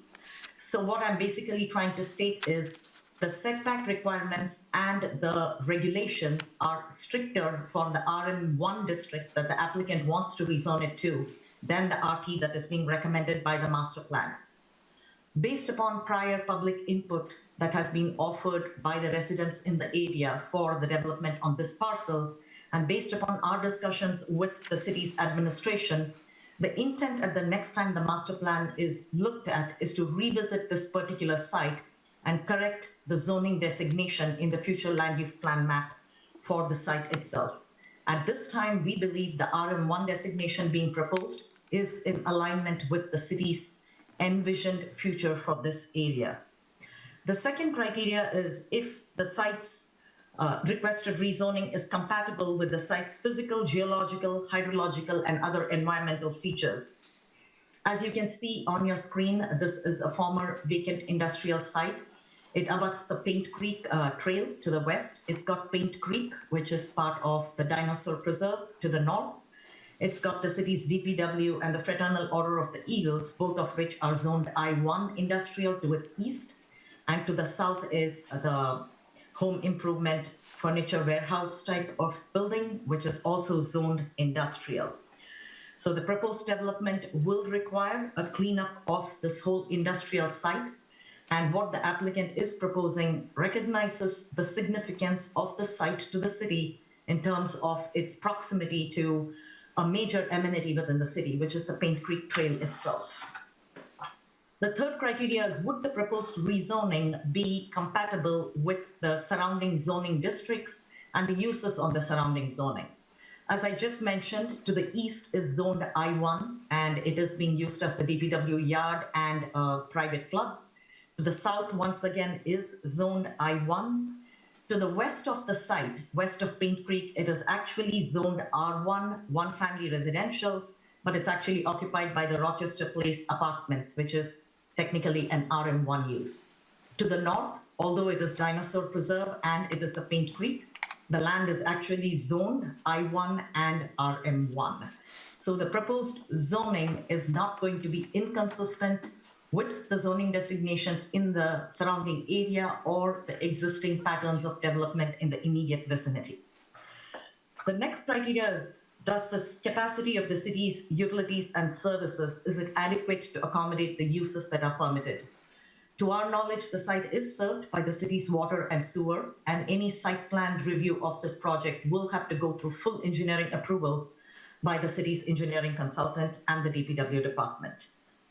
The next criteria is whether the street system in the area is capable to safely and efficiently accommodate the expected traffic that is generated by the uses permitted in the zoning district. Now, the applicant was asked to submit a detailed traffic impact study, and a traffic impact study done by Giffords Webster, which is an engineering firm, has been submitted.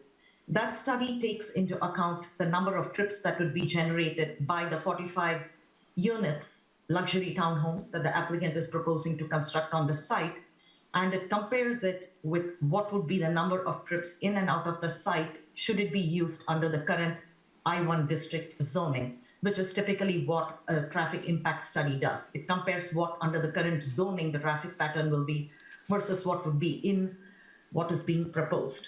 The study concludes that the traffic generated from the proposed RM1 use would be compatible or potentially less than the new development of uses that would be allowed on the site if it were to be zoned I1. The study does not recommend any improvements to the roadway itself. However, the applicant will need approval from the Oakland County Road Commission with regard to site distance for the driveway.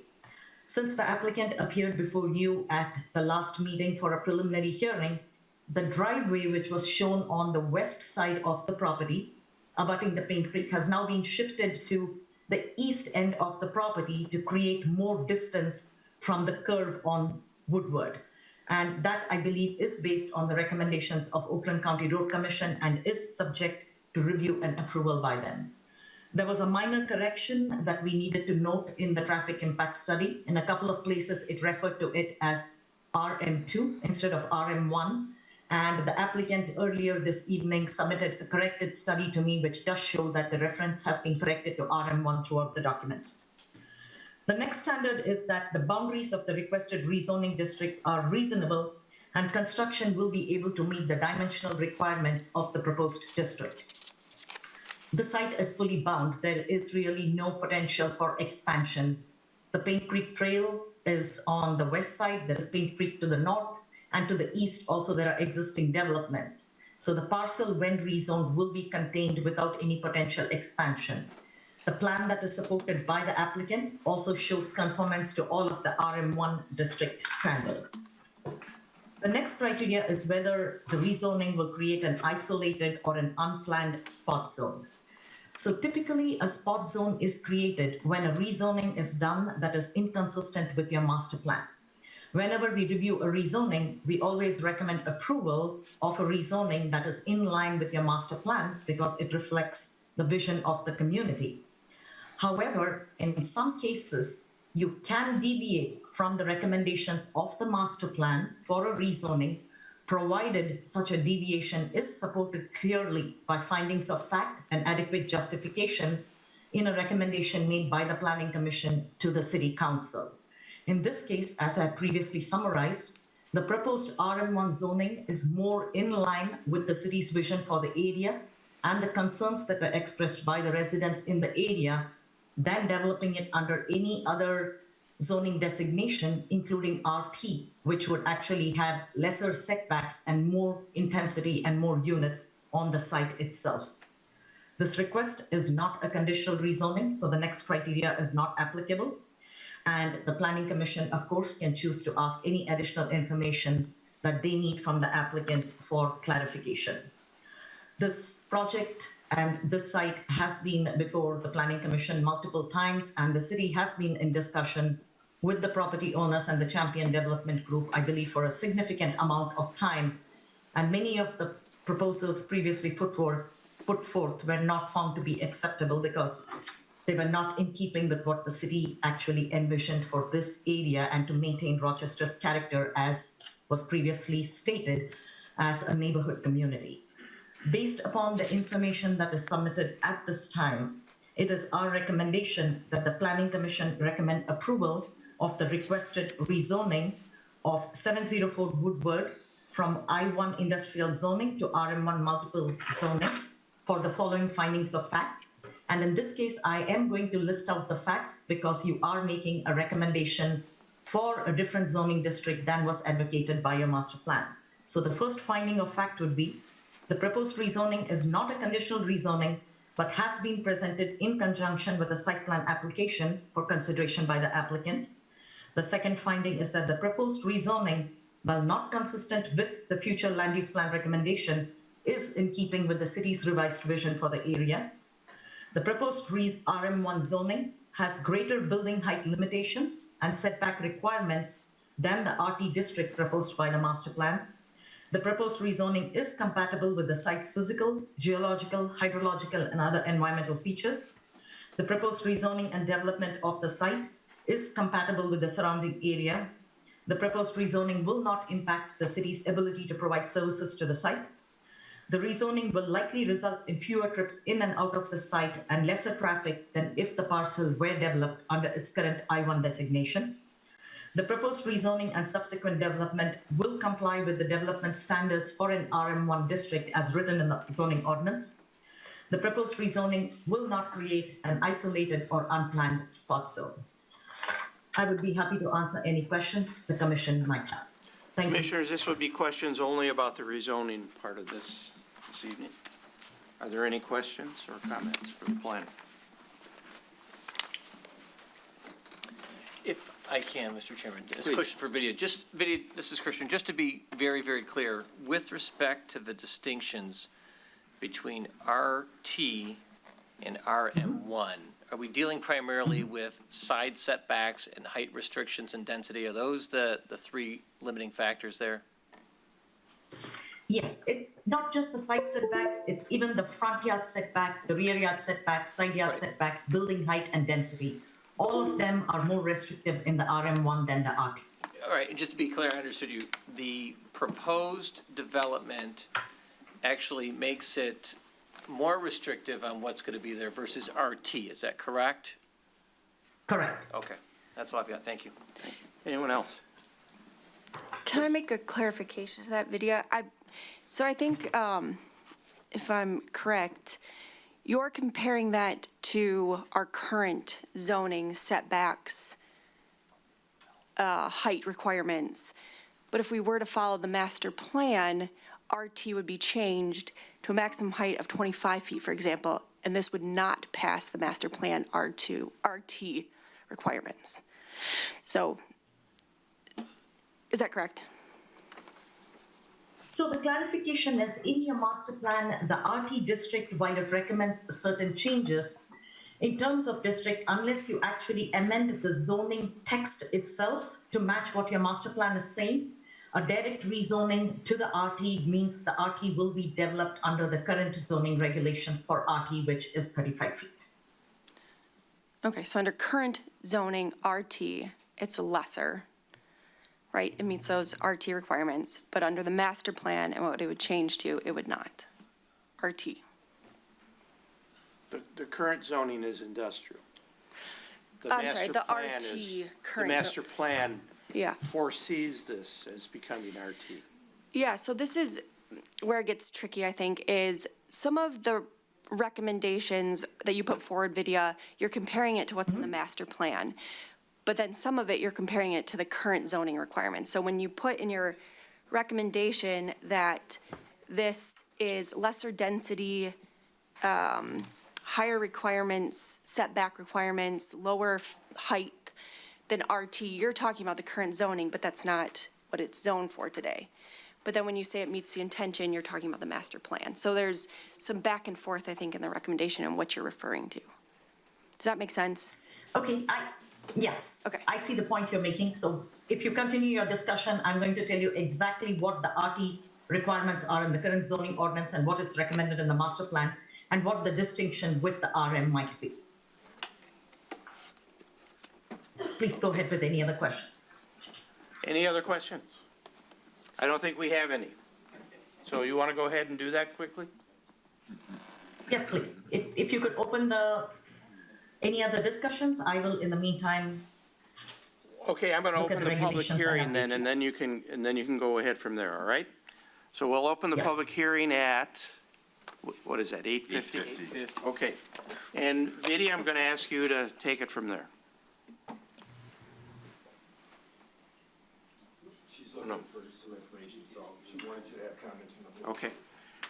The public hearing is opened, and so we would love to have anyone who has any comments on this to come forward. Give us your name. Mr. Chairman, Yes, Vidya? if I may just request you might want to get the applicant to make their presentation first before you open the public hearing, so maybe they can answer some questions. We'll have them do it within the public hearing. I guess that would be okay. Okay. Let's, And actually, my question is for the planner. Let me introduce myself. My name is Stephanie Simon Marita. I am the attorney for the Paint Creek Trailway Commission, and I am here with Tom Corral, who is the Trailway Manager. You had mentioned the difference in the with the rezoning with the stats on density, and my question is because when I was reviewing your reports, from the plans that I saw, it looked like it included the quarter acre of property that's owned by the PCTC, Paint Creek Trailway Commission. Can you speak to that? Do the stats change when you take out that quarter acre? I would defer to the applicant because the acreage that is used in the calculations is based on the notation on the site plan itself. So I will have to defer to the applicant to add a clarification whether the PCTC's land is also included in the legal description and the 3.81 acres that is noted. Okay, so the plan review that I saw from you, though, talked about meeting setback requirements and a bunch of other things, but it was based on where the lot line was, and it didn't seem to take into account that some of that property was owned by the PCTC. we're going to hear from the applicant, and then you'll be able to determine whether or not the calculations are proper. Okay, all right, Thank you. thank you. The applicant, the floor is yours. Good evening. Hello again. Oh, is this thing on? Yeah, there's a button. There's the button. There you go. So I've got a presentation for, Could we have your name for the record? okay. Doug Hamborski, representing Thank you, Champion Doug. Development Thank you. Group. Our address essentially is 704 Woodward Avenue. All I'm passing out is exactly what I'll be showing on the screen.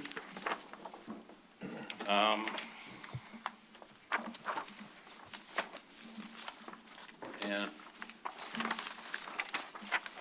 me pull up the little.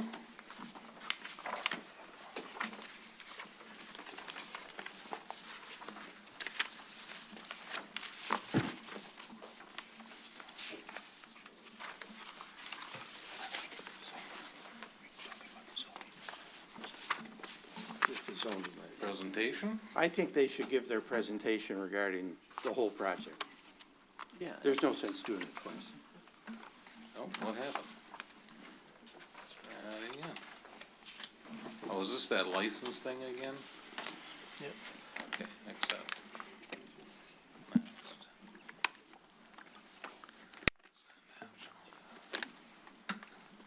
Okay.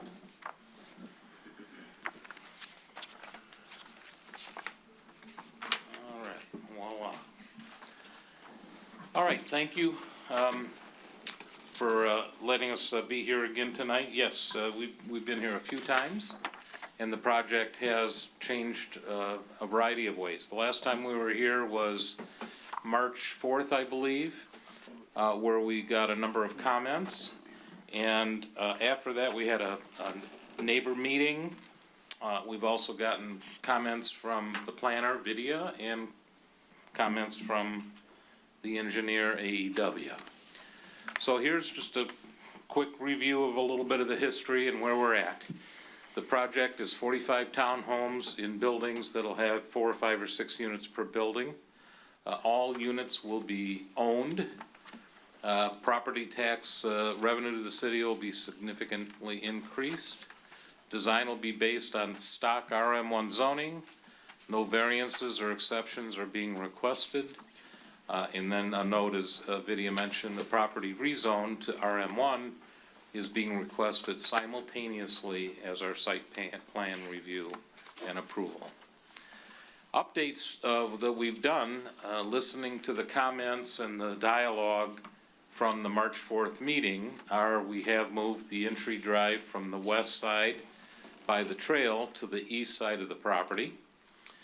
We've updated the landscape plan per comments from a variety of sources. We've added light poles per comments. We've removed the fire pit. We've added a bike rack. We've confirmed that all garage depths are sufficient, are all going to be 22 feet deep. We've edited the traffic report to show that all referencing is based on RM1 zoning, not RM2 zoning. And we've added some details to the monument sign, which were requested. So the first thing to highlight is the site. We're going to do an environmental remediation of the entire property that will bring it up to residential standards. It's been industrial for decades, and now it's going to be, to use the slang term, cleaned up to residential standards, which are the highest standards to our understanding. We're also going to be, as part of this project, installing a new stormwater management system so that any and all rainwater that comes on the property is properly detained and then released slowly per ordinance requirements and code, which has not been the case. Here's a quick visual of the zoning summary that Vidya described. We're the purple circle in the middle, purple being industrial, and then you can see the different orange and purple around us. To the east is more industrial, a little bit to the north. And then there's a yellow is single-family residential, and then the orange is RM1. And so our orange would be fairly consistent with our neighbors. Traffic study, as was mentioned, when compared to the assorted uses that could occur on the industrial site, including, the existing use, if someone were to build the building, 60,000 square foot building, and somehow just start up operations again, the study shows that 45 townhomes would produce less traffic than if the site were maximized for industrial purposes and industrial uses. And then, as you can see, the report, it's been edited to show all references to RM1 and delete all references to RM2. Engineering comments, we've received updated comments from AEW, who is your consulting engineer for the city. Our engineer has done an itemized description of how we will be addressing every one of the engineering comments. There are no deal breakers, there are no problems with the engineered comments that we see so far. There is a copy of the Stonefield letter also in the loose paperwork that was given to you as well. Paint Creek Trail coordination. We've had a couple discussions with the folks at the Paint Creek Trail, primarily the manager, and there's a few clarifications we want to emphasize and clarify. First of all, to the attorney's question, the zoning, or excuse me, the density, the setbacks, none of what is being proposed is relying on any of the Paint Creek Trail property. That sliver of land will be automatically abandoned essentially upon approval of this project and of the rezone. And so we would, and the site plan with our survey that shows our property line, that's what all of the design for our project is based on. We've got a full Alta survey done. Also, we have our engineer here tonight to answer questions if need be. Also, as part. Show us a slide that demonstrates what you just explained. Well, here's the site plan. I don't know if this, okay. So see this dashed area off on the left side? Yes. That's essentially what's referred to as the licensed area. In 2010, the Solaronics needed to use that land to turn their trucks around. They'd actually been doing that before the commission, I believe, was in existence in 1983. So they had moved their fence and they were moving their trucks around as need be. There was an action back in 2010. There was an agreement made that became a license between Solaronics and the Trailways Commission. It was essentially 3 25-year terms.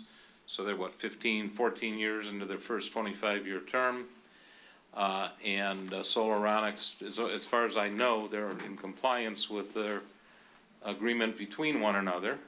But at the end of the day, it doesn't particularly matter. It's all gonna become abandoned as soon as this project and the rezone both get approved. In other words, when Abandoned by property you. changes Abandoned by ownership, you. well, it's gonna be abandoned by contract within the license agreement when the property changes ownership. And it'll change ownership when the project's approved and we can purchase it. And you're not building anywhere in that licensed No. area? No, there's one pipe that has to get attached. I'll go over that in a couple minutes in the right-of-way, but we're doing all the work in the street right-of-way, which happens to overlap the trail right-of-way, but in this one case. But all of your calculations in Yeah, the site plan that were given in the video does not include any of that license? Correct, not 1 square inch. Is that the question that the attorney for the No, it's right. Paint Creek, but is that the question the attorney wanted answered? Yes. And again, we have the engineer here, if need be, can confirm, the acreage, the square footage, from the survey that we had done in 2022, 23 as we started the project. I'd say go ahead with your presentation. The only thing the trail has asked, we had, on the site plan that's before you, as good neighbors, we were, first of all, Solaronics has agreed to restore that licensed area per the terms in the license agreement, which essentially says take down the fence, take out the gravel material, and restore the earth to a native material. We were going one notch further and saying, well, we're gonna plant, a native seed plants consistent with, what would native grow in that area. And the trail has requested that we not do that, not include that seed planting take it off of the plans at this time. We'll coordinate with them downstream, give them some time to review what we're calling for. We do have a very specific seed mix on the landscape plan that defines what we would propose to put in. They probably want to have someone review that and see if that's really what they want, or if they want something a little different. We're glad to provide whatever they would like. So that's the only thing that's a little bit different from what's before you. Confirmation regarding this allowable storm sewer connection in the road right-of-way, as I just described. We have to connect our outflow from our stormwater management system to a catch basin that's right in the bend of the road. And the only way to do that is to go right from our property across the road right-of-way and connect in. But because the two right-of-ways overlap one another, some of it traverses also the Trail Commission's right-of-way, but there's no way to make the connection to the public utility without that work. And of course, any work that we do will fully restore if it's an open cut or whatever. But that's the only work. And you have an understanding that this could be accomplished? Yeah, well, it's the only way to do it from our engineers' research and knowledge of the different storm sewer connection points in and around Woodward Avenue. It's the only place that could be done. And we're talking maybe about 10 lineal feet that it would be on both right-of-ways. And it's a 12-inch pipe, I don't know, 5-6 feet in the ground. Define PCTC conditions for project approval. When we get to the end, we've proposed a variety of conditions. A number of them are conditions that we believe that the Paint Creek Trail is looking for, and we're fine to honor those conditions. So we'll go over those details at that time, at the end of the presentation here. You have them before you, though, if you want to take a peek. And then one thing they've been extra sensitive about is that we do zero work on their property. And that's, in fact, exactly what we are going to do. We are going to do zero work other than maybe 10 feet of 12-inch pipe that is really on the street right-of-way. So we won't be doing any work on the Trailways property, other than the taking down the fence, removing the gravel. So in putting this design or project scope together, these were our goals. We wanted to develop a low-density townhome neighborhood. We wanted to orient the units to take full advantage of the creek and the trail. Utilized architectural design cues from some of the more attractive homes in the neighborhoods. Use high-quality, low-maintenance materials. Develop a lush landscaping plan to enhance property and provide privacy. Restore the creek area to vibrant, clean, natural condition. Provide convenient guest parking at each unit. You'll see our parking calc shortly. They're significant and they're great. Support an active lifestyle community with ties to the trails and the parks. So that was our criteria. Here's our updated site plan with the entry drive moved to the east. If you recall our last site plan, it was on the west side of those 4 units along Woodward Avenue. And then I've shown an image of the proposed bike rack that will go in our sort of commons area where the fire pit used to be. I also have a spec sheet for that as has been requested, but there's an image of what will be there in addition to some wonderful landscaping. Here's an updated rendered landscaping plan with clarifications to restore the Paint Creek land and that no plantings will be there. We are going to have trees on our side of the property line, but there will be no plantings in the Paint Creek Trail property per their request at this time. We've added some, there was some concern over, I think we had 3 streetlights before. They redid the design. We now have 5 that are a little more distributed. So I think each fixture probably went down a bit in wattage or lumen output. But because it's distributed more evenly, it's still the site lighting plan is fully compliant with the ordinance for cutoff and other issues. Other than that, this is essentially our site, 45 units, there's 35 3-bedroom units, essentially 26 feet wide, and there are 10 20-foot units, essentially 2-bedroom units. Parking clarifications. Parking will not be allowed on any portions of the internal private drive system. All the private drives, by the way, are 24 feet per ordinance requirements. Signs will be posted at multiple locations. See, keep plan to the left.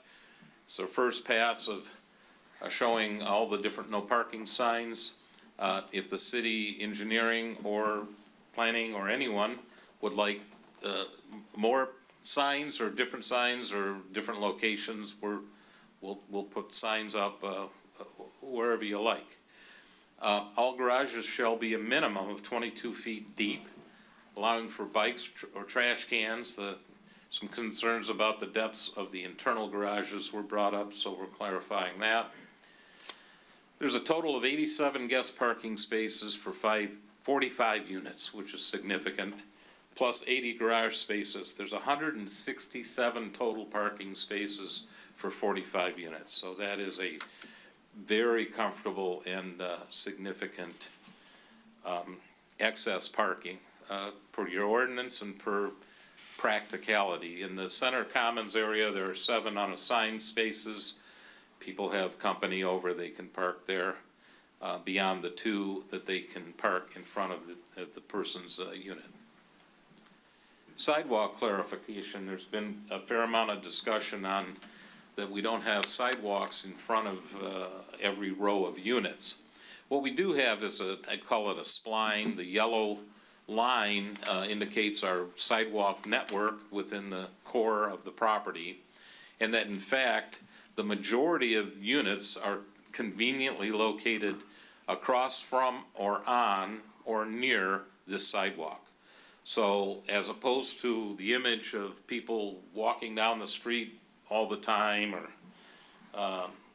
people visiting and having to walk the streets, the fact is there'll be very little of that, and there's a majority of people that have really quite convenient access to the sidewalk. We've also located, the way they do mail, we've consulted with the postmaster of Rochester, and there's gonna be boxes, right, that you don't, the mail won't come to your individual door. And so in the upper right, you can't read it from here, but in the upper right hand of that internal island area is where the mail is gonna be, and you can get to those mailboxes from the sidewalk. Construction phasing, was asked, we mentioned, yeah, we're gonna phase the project. So the light yellow is all the site work will be in phase 1. The slightly deeper yellow, which are 4 buildings along the right side, the 4 units up front, there's 1 building on the island core, and then the 2 buildings across the east side. Our intent is to construct all of those 4 buildings and the site work as part of phase 1, which we would expect to run about 24 months. Phase 2 and 3 are 2 buildings each, and we would expect those to each take around 12 months each, as shown on the chart on the lower left. Our intent and our hope is that the project will be popular and will receive enough interest and or deposits whereby we can just construct the whole project in one phase, which would probably run about 30 months if in fact that happens. And that's our goal, but if it doesn't, this is what it would refer back to. And the phases can overlap as sales occur. So here's our review of our architectural design. Here's our 2-bedroom units, 20 feet wide, 3-bedroom units, 26 foot wide, 2 stories, and then the upper half story is essentially either 1-bedroom or 2-bedroom. On the middle level, the main level, there's essentially a master suite, and then the living and kitchen areas, open floor plan concept. And then below you have the garage spaces, and then just an open area. It can be storage, it can be a fitness room, it can be a variety of different uses. We're also, for the 26-foot units, we're gonna offer an elevator option for folks that would like that. It's also gonna be designed so an elevator could be added in the future. Let's say you don't need one now, but in 5 years, you think you might. there'll be essentially closets that stack that allow a small residential elevator to go unit by unit. Exterior elevations, this is sort of the boring version, but it identifies the materials, mainly, asphalt shingle roofs, but with feature metal siding, standing seam roofs, hardy plank and hardy siding, cement fiber boards for the different trim features. And then at the very bottom or the base, there'll be a cultured stone. And then there'll be wood timber accents at the entryways, different entryways from shed dormers to gable dormers to give it a more unique and interesting look as you go from unit to unit. Section, this is shows 30 foot to the center line of the roof.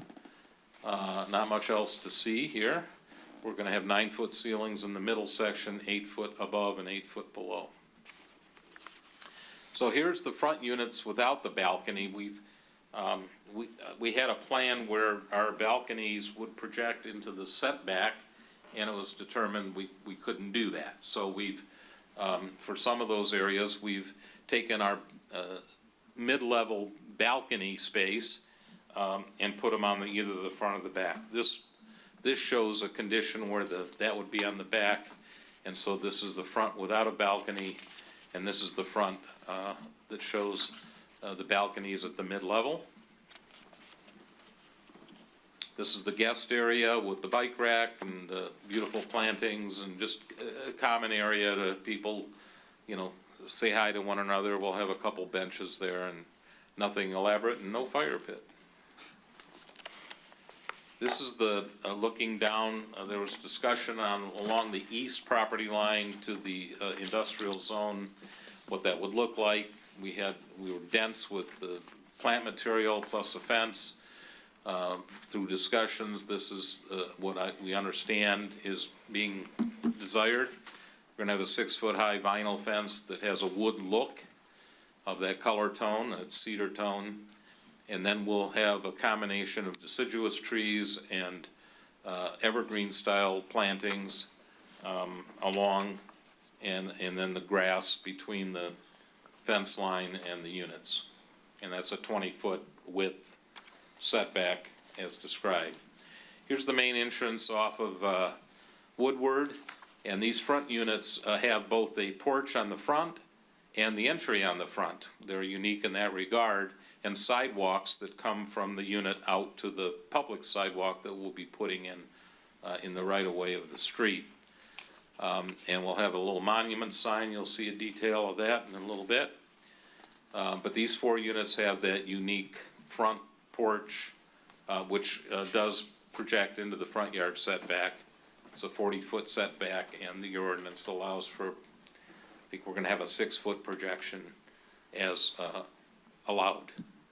Here's driving in the driveway of that entrance road, and you see down that whole right fence line, and we'll have some, lush landscaping as you come in.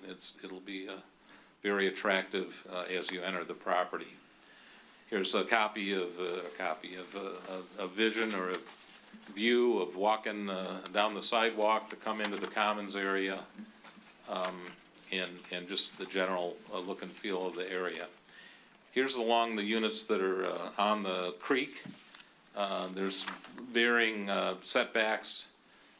There's, I think, a 30-foot, has a term. Stabilization zone. Yeah, so that'll be there. Now, we had a series of comments from the planner, Vidya, and so these loose documents that we've passed out are essentially copies or responses to those. So the conditions, I'm gonna go over last, but one of the first items is a spec sheet for the bike rack was requested. So here's one from Park Warehouse, and it's a 7 bike U-shaped or loop rack. surface mounted onto a concrete slab. And so there's the spec sheet for what we would propose there. It'll be black in color. Next thing is the detail for the monument sign. We don't actually have an official name for the project yet, and so the name will be determined, but it will be sized according to your ordinance requirements per section 2204. And this is a detail, and I've emailed this to Vidya, so she has a copy. The last is the AEW engineering comments. Stonefield Engineering have, I think there are 20-some comments, and most of the comments are expected to be addressed with the final engineering drawings, which cost a fair amount of money to produce. So we weren't going to produce all that detail yet until we had an approval. But this explains how it fully expects to comply with all those issues. Now, the proposed conditions, and I use the word propose because we don't set conditions, but from the dialogue we've had and the comments we've seen, these are some conditions that, and I'll just paraphrase them. Again, I sent this to city administration and Vidya as well. So I've got general and then Paint Creek Trail. So on the general conditions, rezone, that we can't do any of this unless we're rezoned to RM1. Sidewalk, easement for the sidewalk has been requested. We'll certainly do that as soon as after conditional site plan approval and rezone. AE comments, again, described, we will be addressing them all to their satisfaction with the final engineering documents. Condo docs, we submitted a draft version of our condo docs, and those will be coordinated with the city attorney or city administration, the final versions of those when they be, at an appropriate time, when they become final. In the meantime, if the attorney has any comments on our draft version, he should have them in the submission that we provided. Entry drive approval, Vidya referenced Oakland County Road Commission. Our engineer seems to think the road might be a city road, but whoever the authority having jurisdiction is of the road, we will absolutely get a full review and approval from whoever needs to verify that the drive width and the curb cut and all that stuff is acceptable. Now, for the Paint Creek Trail coordination items, from our discussions with them, the first item is that we being Solaronics, the current landowner and/or us, but the fence is going to be removed. The gravel will be removed and the soil will be remediated. New infill plantings, and this is where we clarify that there won't be any. We're going to remove all references to the plant material until such time, but we're happy to put the plant material in, or the seeds. We're not going to plant full trees or things of that nature, but we'll go forward with the plantings that we proposed when they ask us to do so. Stormwater system clarification, this is what I rambled on about 10 minutes ago, that none of the system, none of the storm piping, none of the underground, none of it is on their property, other than the one tail end of a 12-inch connection pipe that is really on the right-of-way, that also happens to clip a little itty-bitty section of their property down at the road. Any encroachment, here's number 5, other than the allowed stormwater connection, there shall not be any proposed project improvement scope element that's located on any of the PCTC right-of-way land. And finally, timing and coordination. The project team will coordinate specific timing. If If when we get our permits, if they want the fence down tomorrow morning, we'll take the fence down. If they would rather keep it up while we start at least our site work construction, we could leave it up. If we take their fence down, we're gonna have to put a construction fence up on our property. And we'll just, it'll be up to them, whatever they prefer. So there will probably be additional, conditions, and you can certainly edit any of these, but this was a good faith first pass at what we think, we would be looking for regarding conditions that might have to be tonight. Final slide, an exciting opportunity. We've come so long, although I'll miss you guys, I really will. We're gonna be upgrading a blighted industrial site into luxury residential. We'll bring additional in-demand luxury condominium living to Rochester. Bring additional new revenue to the city. We calculate initially about $425,000 a year. We'll provide new stormwater management, no more runoff to the creek. In line with the primary goals of the city's master plan housing direction. In other words, the style of housing is in line with the master plan, providing different alternate versions other than the predominant single-family home.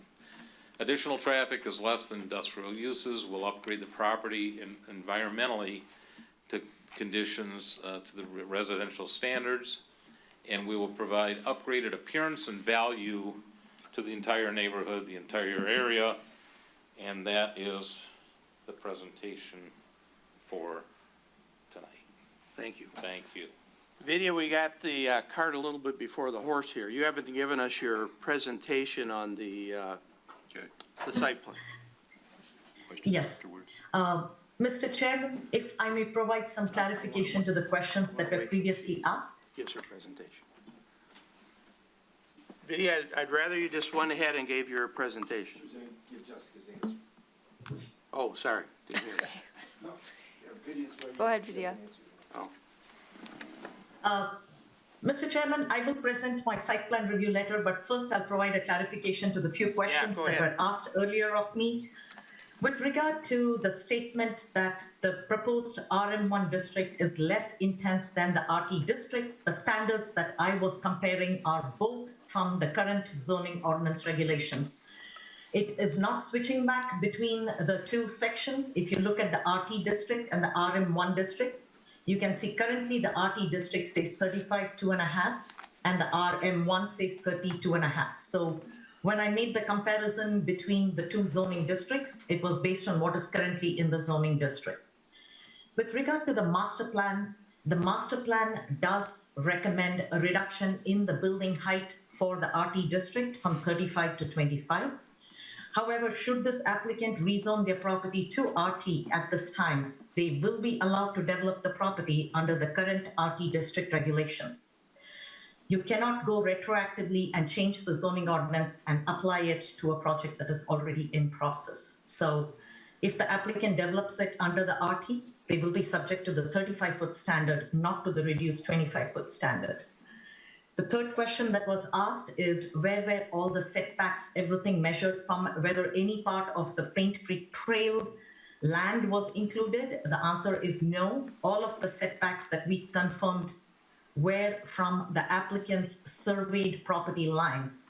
And as the applicant mentioned, their surveyed property lines does not include the Paint Creek property, which they are going to return back to the trail itself, and they are not going to be using as part. So all the setbacks were measured from the applicant's property lines itself. The last question, clarification, Mr. Hamborski mentioned that the road might be under the city's jurisdiction. The place where I got the Oakland County Road Commission was from the applicant's own traffic engineer, Giffords Webster. In Giffords Webster's report, they refer to Woodward as being under Oakland County Road Commission jurisdiction. So if it's under city's jurisdiction, that's fine too, but the city or the county, one or the other, will have to make an approval of the site distance on that. So those are the 4 clarification points I wanted to provide. Before I switch to the site plan review letter, would you, Jessica, any do any questions of the for commissioners Vidya have any questions on that? Did that explain it for you? No, that addressed it. I was just, The reason we're talking about RT in your evaluation is because the developers, it's industrial, the developer's asking for RM1, but the only reason you compare it to RT in your evaluation is because that's what the master plan recommends. But the standards that you're comparing it to in your evaluation are our current RT standards, not the master plan standards. So you. Correct. But as I was clarifying, if the applicant does rezone it to RT at this time, they will be allowed to develop the property under the current RT regulations, not under the recommended master plan. So yes, you're correct. Thank you for that question, so I could provide the clarity. I'll quickly switch over to the site plan. I know the applicant did an extremely detailed review, so I will just hit the high points of it. With regard to vehicle access, I will pull up the site plan on your screen, and I will share the site plan. So just hitting the high points, the subject site has got an access, as I previously mentioned. It is for two-way movement of vehicles, and it is on the east end of the property. Previously, when you saw it, it was on the west end, but the applicant has switched it with regard to site distance itself. All of the internal drives are 24 feet wide. They are private drives, and they are being built to the city's standards. The traffic study was previously summarized based upon their review. At this time, the proposed development is not envisioned to generate more trips than the property would if it were to be used as industrial.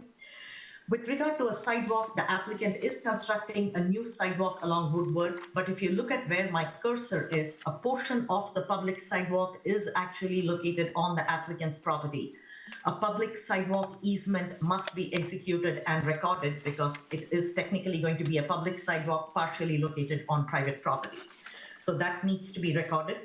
With regard to parking, as the applicant mentioned, the subject site does meet the parking requirements in terms of having 2 vehicle parking in each of the garages, 2 vehicles to be accommodated in the driveway, and 7 visitor parking spaces. The proposed method of trash removal is curbside trash pickup. The proposal does comply with the township, with the city's lighting ordinance. We were very particular in making sure that the light cutoff along the Paint Creek Trail is at 0 illumination intensity, so there's no light spillover from the site onto the trail. The applicant has previously summarized their architecture and gone over the elevations. The proposed building materials are fiber cement lap siding with a foundation of cultured stone. The idea is to create walkable townhomes as the applicant presented. As they summarized, the 4 units that are right up on Woodward have individual sidewalk connections to the sidewalk along Woodward in order to give it a more pedestrian and walkable feel. Per the applicant, that design was intended to create a sense of a neighborhood, not just a development that is contained within itself. There is a detailed landscape plan, which I will put up on the screen so the Planning Commission can see. The applicant is proposing trees along all of the property lines. And what you see on crosshatch along the north property line is a 30-foot wide landscape stabilization zone. This landscape stabilization zone basically means the project cannot create any disturbance or any construction within that stabilization zone, and the plantings within that are regulated. The applicant had previously mentioned that they will be working with the Paint Creek Trail Commission in order to make sure that whatever mix of plantings is proposed either along the Paint Creek over here, and this would be plantings that are native to the area or whatever is required in order to meet the regulations. A bike rack has now been added to the project, as was previously requested by the Planning Commission. There was extensive discussion at your last meeting about a fire pit, and it was deemed that a fire pit is a nuisance. So at this time, the applicant has removed the fire pit from the central courtyard area, and this is just created as a walkable area. Screening along the east property line was discussed. The plan previously before you showed a dense row of evergreen trees, and the Planning Commission rightly expressed concern about the viability of the trees because if they're so closely planted with each other, they might not survive. So the the Planning Commission suggested a mix of fencing and trees. So the plan at this time proposes a vinyl fence that looks like composite wood along this entire east property line, along with a mix of evergreen and deciduous trees, which will help provide some screening for all of these units that will be facing the DPW yard to the east and the Fraternal Order of the Eagles. All of the site's engineering is subject to review and approval by the DPW and the city's engineering consultant after site plan approval is reviewed and granted. As I mentioned, the applicant is proposing a phasing plan. They summarized before you that the phasing will depend upon the sale of the units, although all of the infrastructure and the layout of the site will be completed as part of phase one. Whenever a project has appeared before the Planning Commission for phased approval, the Planning Commission has always required a performance bond in order to ensure that should the project not be completed for any reason, the site can be restored or brought to a condition that makes it look like it's a maintained site and not merely something that has been abandoned halfway through construction. So a performance bond should definitely be required for this project, just like it has been for every other project. Per our request, a master deed and condominium bylaws document has been submitted. We defer to the city's attorney to review it. Although this is not a special project, every new project in the city must go through the sustainability evaluation in order to enable the Planning Commission and the City Council. In this case, this would be a principal permitted use, so the site plan approval will be granted only by the Planning Commission. The applicant did go through the entire 20 indicator sustainability worksheet. At this point of time, the project has scored 16 points out of 20 and is deemed as being sustainable and meeting the sustainable goals for the City of Rochester. Based on our review of the proposal, it would be our recommendation that the Planning Commission grant site plan approval for this proposal. It is an adaptive reuse of a former industrial site with a residential development that does provide homes for new families, and that also is based on a use of the parcel that would have the least intrusion and disturbance on all of the existing neighborhoods around it. The recommendation for approval is subject to the following conditions. The first would be approval of the rezoning by the City Council after a recommendation from the Planning Commission from I-1 to RM1, Oakland County Road Commission or the city's approval of the driveway spacing, execution of a public sidewalk easement agreement, submission of a bike rack details, which have already been done, submission of monument sign details to city administration prior to its construction, engineering approval, submission of a performance bond for the project as deemed appropriate by the Planning Commission, and finally, city attorney approval of the master deed and bylaws for the project. I would be happy to answer any site plan related questions you might have. Any questions for Vidya from the Planning Commission? I have one question. I don't know if it's for Vidya or the city manager or the applicant. So this is a brownfield. We discussed earlier that it's from the county, so the city would not lose tax revenue that way. That's correct, Mr. City Manager? Might be mixing up two projects. Randy has, so Eagle has approached the developer. They worked together to offer $1 million grant to help, For this project? for this project, lessen the spread between the greenfield and the brownfield development. So, so this is not, at this point, this is not a brownfield that the city would lose any money from. The $1 million grant is to incent them to do this from Eagle. So, yes. So then my question is, what happens if it's a lot, excuse me, if it's a lot worse than they think?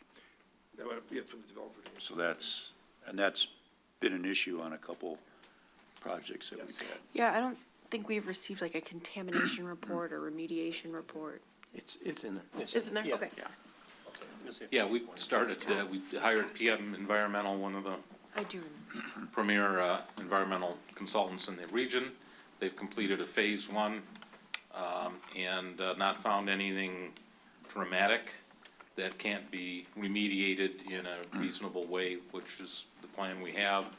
The next will be a phase two and coordination of that scope with the city and Eagle but we don't see a condition where we're gonna discover something that's worse than we don't already know about. If you did, would you still, I mean, within reason, would you still go forward with the project? It would be a, be a calculation. If we find a $10 million problem on a $10 million project, no, probably won't go forward, but we don't expect that at all. And we've invested a lot to get to this point, and the very first thing we do with every project is environmental analysis. So we don't sense that there'd be anything financially, and the grant that Nick described is gonna help defer the cost, so we feel very Is that comfortable. grant through Oakland County's brownfield? Through Eagle. The state. Directly from the state? Yeah. And so there's no tax payback per se, as there would typically be? It's a grant. No. Okay, a pure grant, okay. Sorry. Do you have timing on that? They can't take action until we have an approved site plan and rezone, and then it's a chicken egg thing, but. Okay.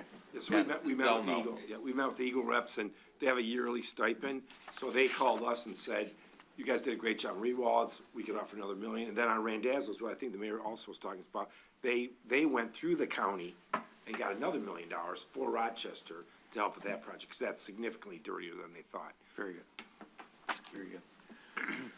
Okay, let's see, what we want to do is open, well, the public hearing's open, but I want to give the people in the audience or whoever may be waiting on the phone rows the opportunity to come forward and comment. Please come forward.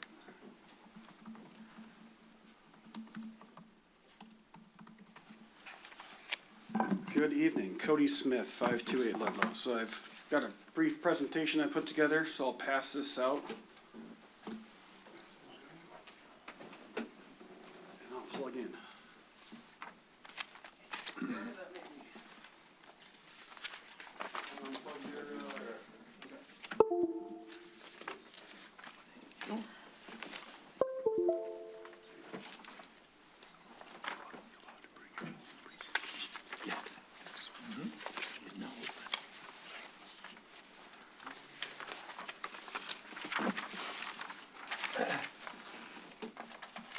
Okay, so, again, Cody Smith, 528 Ludlow. So I titled this Solar on Its Concerns. I guess I should have labeled it Questions. So I've got some questions that I've laid out in here. I'm just looking for some helpful answers on. But I've been a 19-year homeowner in March on Ludlow.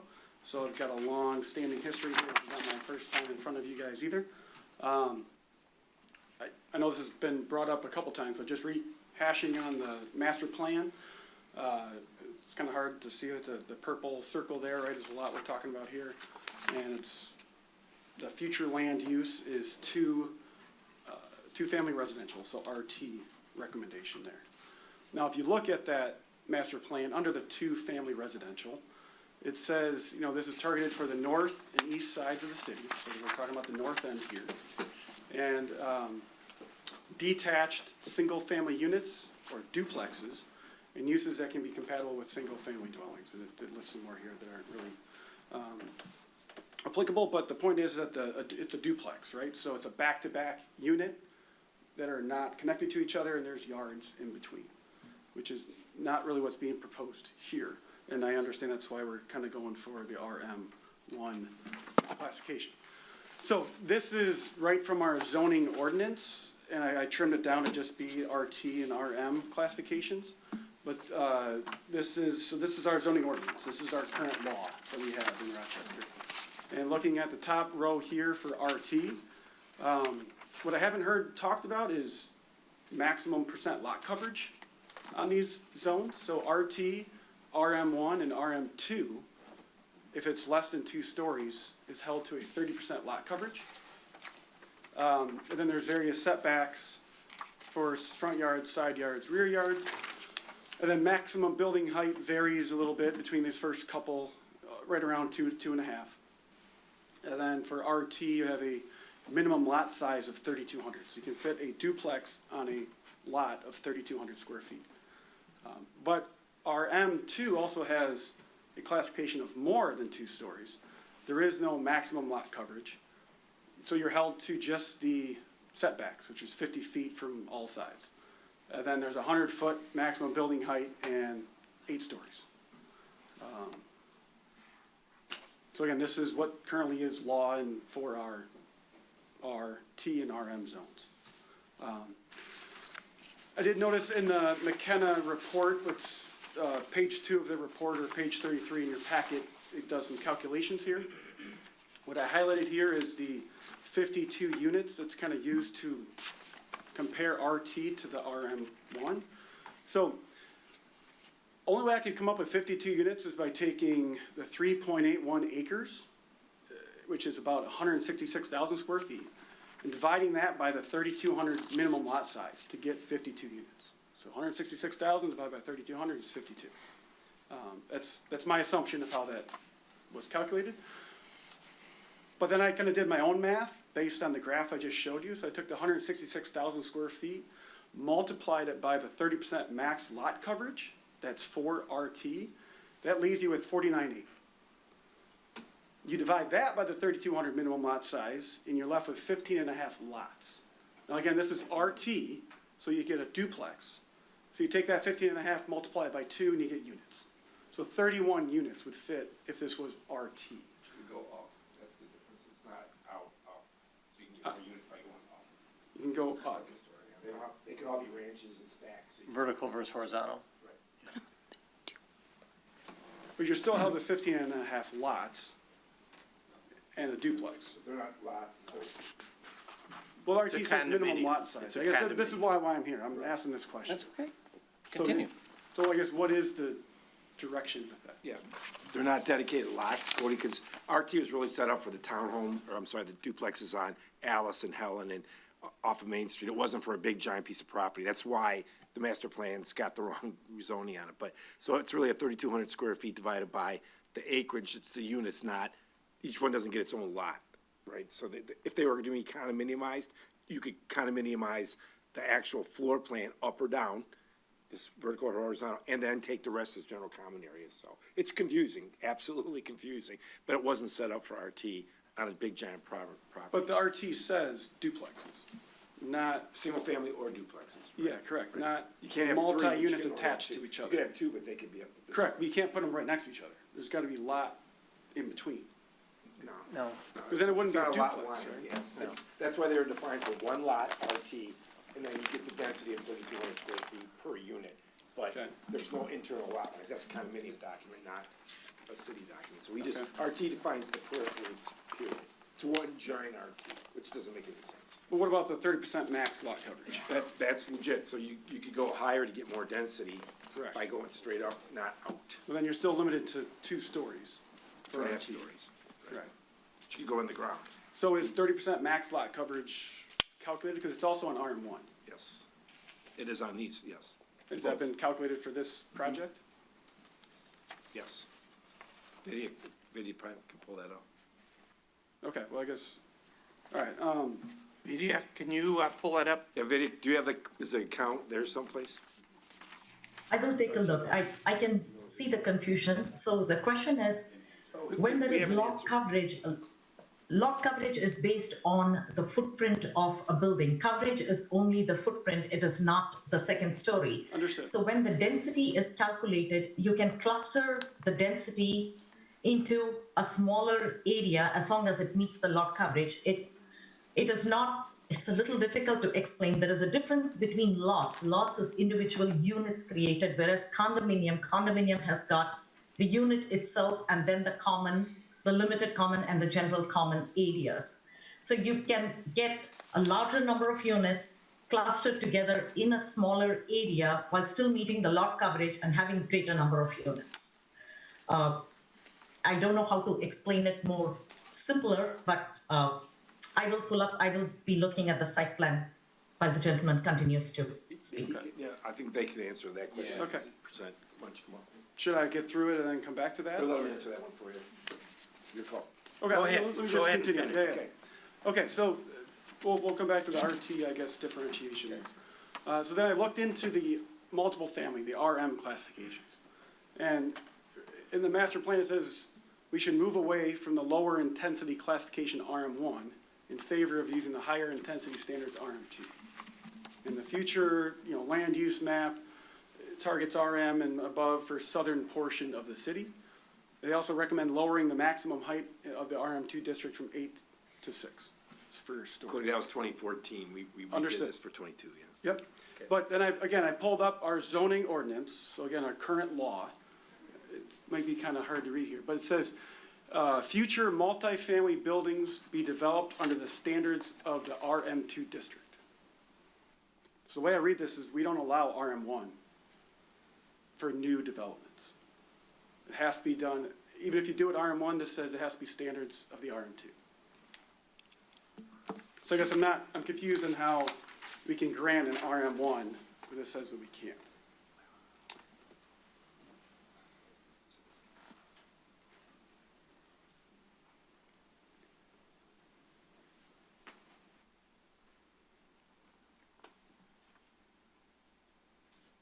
And even if we did, this says we follow the RM2 rules for the RM1. Which again is 8 stories, 100 feet, no maximum lot coverage.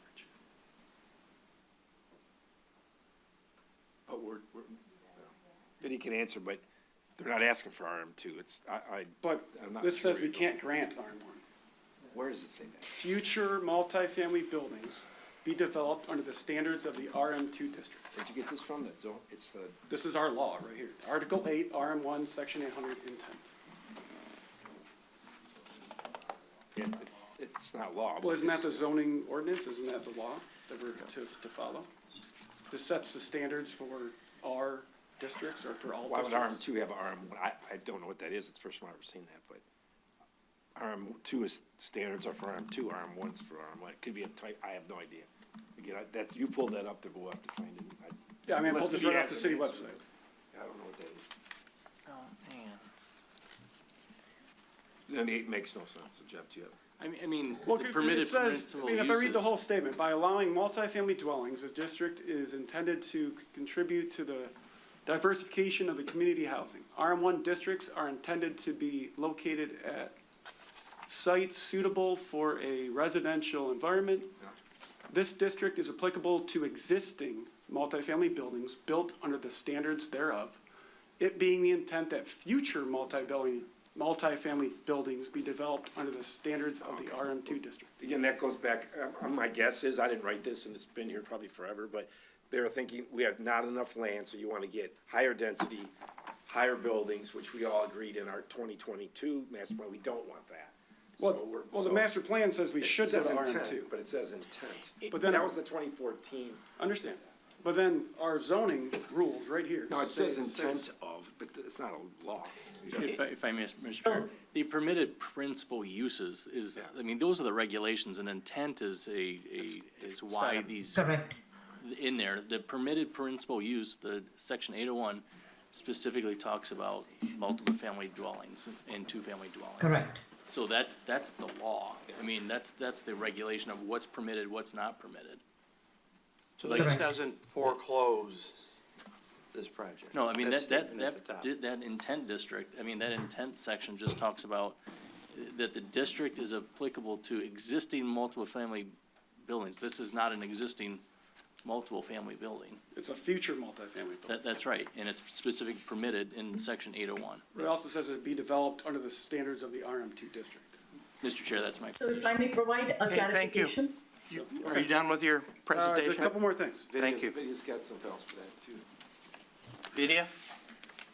Yes, okay, I wasn't sure if the applicant was speaking. So Article 8, when the intent of the section, I don't know at what point of time this intent was written, but it predates early 2000s. The intent of the section, maybe when this was written, was that we have enough RM1, we need more higher intensity multiple family districts. That's why the intent was written. The intent is not the same as the actual rule, which is specified in section 801, 802, and then you have to go by what is there in Article 20, which is the setback area, bulk height, and placement regulations.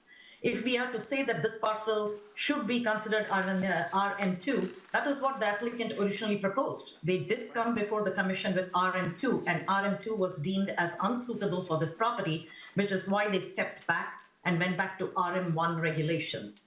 The intent is a statement of where they would like the district to see, but that does not match with what the actual requirements for developing of the district itself are.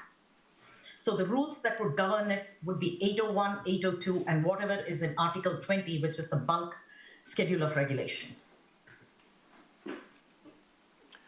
Again, that just confuses. Attorney Clark can verify that. Okay. It is, but it's not a mandate.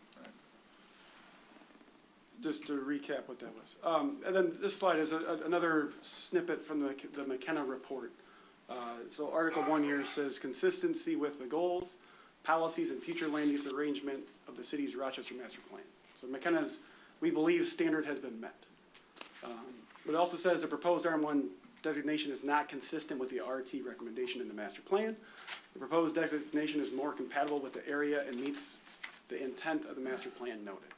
So I guess I'm not following. I mean, we've used Dinosaur Hill as a comparison, which is zoned I1 and RM, but we all know there's no industrial there. It's how it's zoned, is all she stated.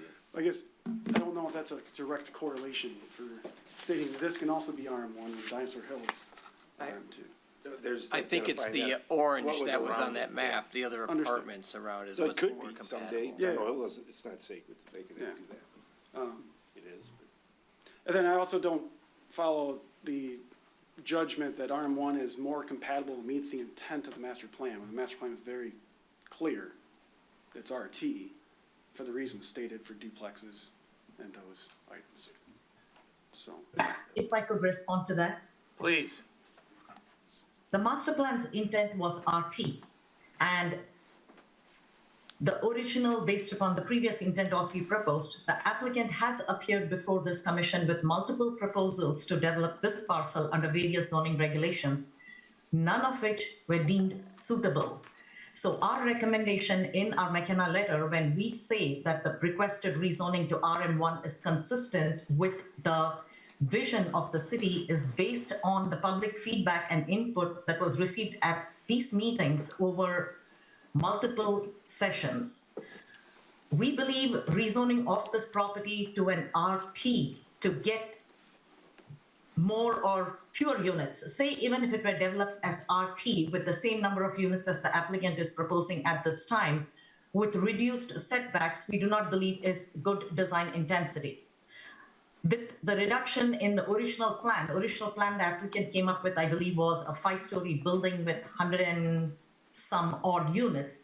That was deemed not suitable for the site for various reasons. Based upon all the reasons that were placed on public record, we believe at this time for this I1 parcel, what would be for it to be developed, if not under its current I1 zoning, the proposed townhouse unit kind of development is the most suitable for the residential use of the property itself.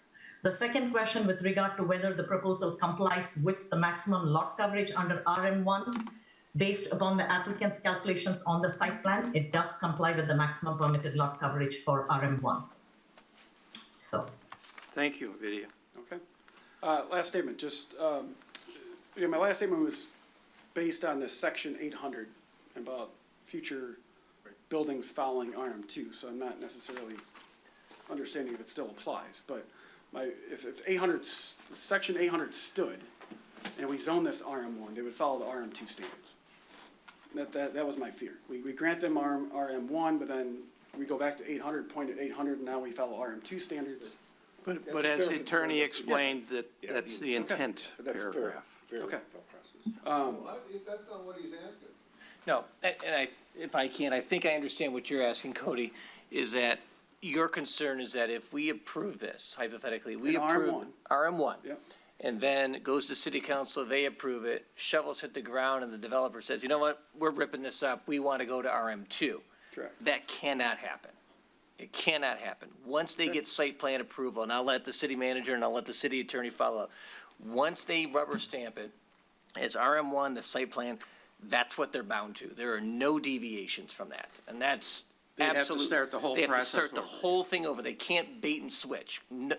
Every project would fail on its face if they tried to do that. But I'll let city manager and I'll let city attorney confirm that, but that's my understanding. Yeah, I think Cody's also going to, would that open the door for RM2 automatically? The answer is no, because it's No. in 10, it's 801, 802, 803, that should block that from happening, but that's a Okay. fair question. All right.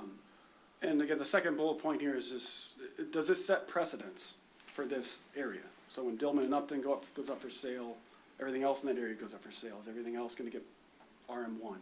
It's gonna turn into, Yeah, we'll have to determine that based on, Townhome right now, the master plan had that RT. probably as RT, yeah, so. just like this one? Yeah, we'll have to look at it and see So- if times have changed and it makes sense there, we would look at it, but someday it'll be looked at on its own merit. Okay. All right, well, thank you. Thank you. Thank you for the work. I mean, I'm impressed. It's terrific. I guess one final comment real quick. So, I'm an operations manager by trade. I run Yep. operations in multiple states and countries. And I know the traffic rules and studies Yes. are what they are. They compare it to what it's currently zoned at. But I mean, Solaronic's left for a reason, right? I mean, it's not an industrial friendly area. I know I wouldn't want to start up an operation there, especially not running 3 shifts in this city. So understand that's the rules of the traffic study. That's not really reality. We're never going to get a 3-shift operation there. I mean, I lived here when it was Solaronics, and it wasn't that bad. And I don't even think they ran 3 shifts, at least not in my lifetime. So just a Thanks. comment on the traffic. We appreciate it. Yep. Everybody's heard your comments and they'll consider them. Thank you. I saw a hand back here, sir.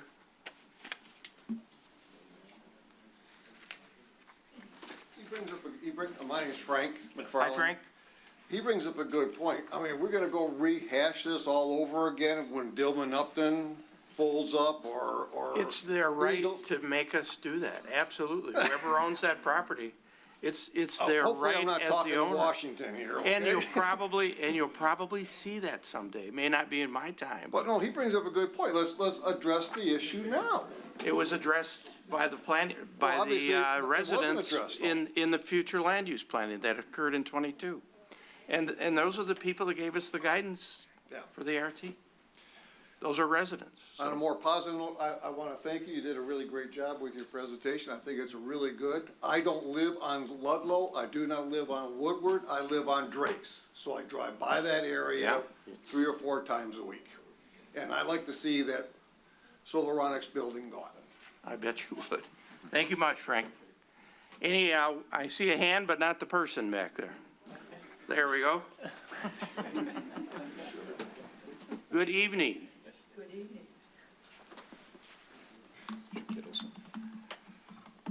I'm Ginger Kettleson, 1361 Axford Place. I've lived there 60 years now, so I've seen a lot of changes. I'm not opposed to the development that's coming up. I think it's going to happen, but I have 3 things that I'd like to bring up as my concerns. Number 1, I still think it's bringing in a great deal of congestion and traffic. That worries me. The other thing is that I question the mention about cleaning up the river. I haven't heard that the river is in all that bad of shape. I see the trout fishermen in it as I walk through 3 or 4 times a week. And I know Trout Unlimited has done quite a bit of work to make sure that it stays in a reasonably positive state. So I really wonder about that. Now, the environmental ameliorations that are being proposed, I assume that's to take the drainage from the site of this residential development into the creek. So I guess that would impact the creek from the park south or downstream. I just had a lot of questions when I heard that. But my biggest concern is traffic and safety. If you drive down Woodward at 4 p.m. on a summer afternoon when the ball fields are in use and rush hour is in its heyday, it's a pretty grim sight now without the additional traffic that's going to be coming in and out of that development. I don't know, I just worry about that. I see a lot of kids very excited with their families at baseball games, and they don't always look when they run out between the cars. So I think we have to do some real critical looking at the traffic implications there and the safety implications. I would hate to see anything tragic happen in that area. One suggestion that was given to me to pass on was putting in a four-way stop at the Trailway and the Ludlow Woodward curve. I'm not a traffic engineer, I just know what I've observed, so I urge some consideration to those things. And thank you for all the work you put into it. If I can just, go ahead. If I'm for Ginger, so. The runoff a couple stuff things. is what I want you to First of all, explain. Trout Unlimited, you're right, that section, they're talking about the stabilization of the bank. The bank's in brutal shape. It needs stabilization with the plant materials, native stuff. So it's not the river that's needed cleaned up, it's the stabilization zone. It's got rotted fences, it's got stumps that need to be trimmed up. So that's what they're doing. They're upgrading the bank of the river, not in the river. We already did the river, so we're good there. So How that's good. far how far upstream are they going with? On their property line, so it's just. Oh, so yeah, so it's a minimal part of it. Minimal part. The best news is, right now, that industrial water goes into a pipe that goes right to the river. Yeah. They're putting in a whole collection system that will clean the water and the settlements and the oils and stuff, which won't be that much from a residential development. And then it's contained, and then in a swirl chamber, and then sent out at an agricultural rate, which is 0.2 CFS, as if it was grass. So this is a massive upgrade. I'm the Trout Unlimited guy, just went and spoke to them. And they are ecstatic that we're gonna have cleaner water now going from that contaminated groundwater site. It will be remediated and cleaned up, so that's amazing. And we tie to the street, we don't dump. Right, and they're not going out. directly to the river, they're pulling away from the river. So the traffic, again, it's a designated secondary collector street. It's gonna have a lot of traffic on it. It can handle a lot more than it does now. I'm not gonna argue with you. I drive it 10 times a day. It feels busy sometimes it's not busy. So it's just, everybody would like to have nobody on the roads, but I happen to live on Castell.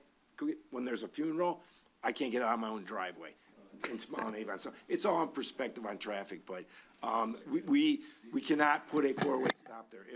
You cause more rear-end accidents. It's already been analyzed by our engineers and their engineers, so it seems Well, like a good. I hope I don't have to see you at a kid's funeral. Okay. Thank you for coming, very much appreciated. Anyone else? Yes, sir.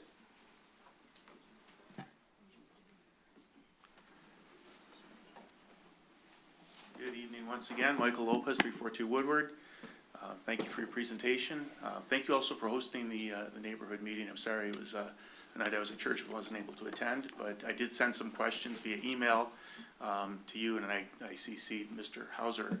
I never received a response on those. I know you spoke to some issues, but I never heard anything back on the specific questions I had. One you addressed was working with the Trailways Commission on that sliver of land and if there was going to be any improvements made. So that was addressed tonight. But I also had some questions about the creek, and city managers spoke to them briefly a little bit here, but my question is the proposed, I think, was it 30-foot stabilization zone, is that, to those residents that live in those units, do they have free access through that to get to walk into the water if they wanted to, or is that truly like going to be conservation, like tall grasses, or I'm just curious what the plan is. And you spoke briefly about, I didn't hear it or see it in writing, but improvements to the actual creek bed. That creek bed, that's the Solaronic side, is in terrible shape. It's there's all kinds of very large fallen trees. The root system is on the property of Solaronics. So is that, if this were to be approved, is the development going to completely remove all of that and shore up that creek bed? That was one of my questions that I didn't have answered, and I didn't see that anywhere in the proposal.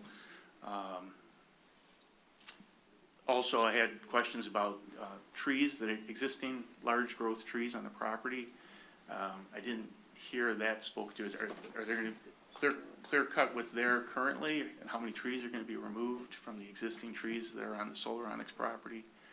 I also have some questions about lighting. You spoke to lighting impacting the Paint Creek Trail.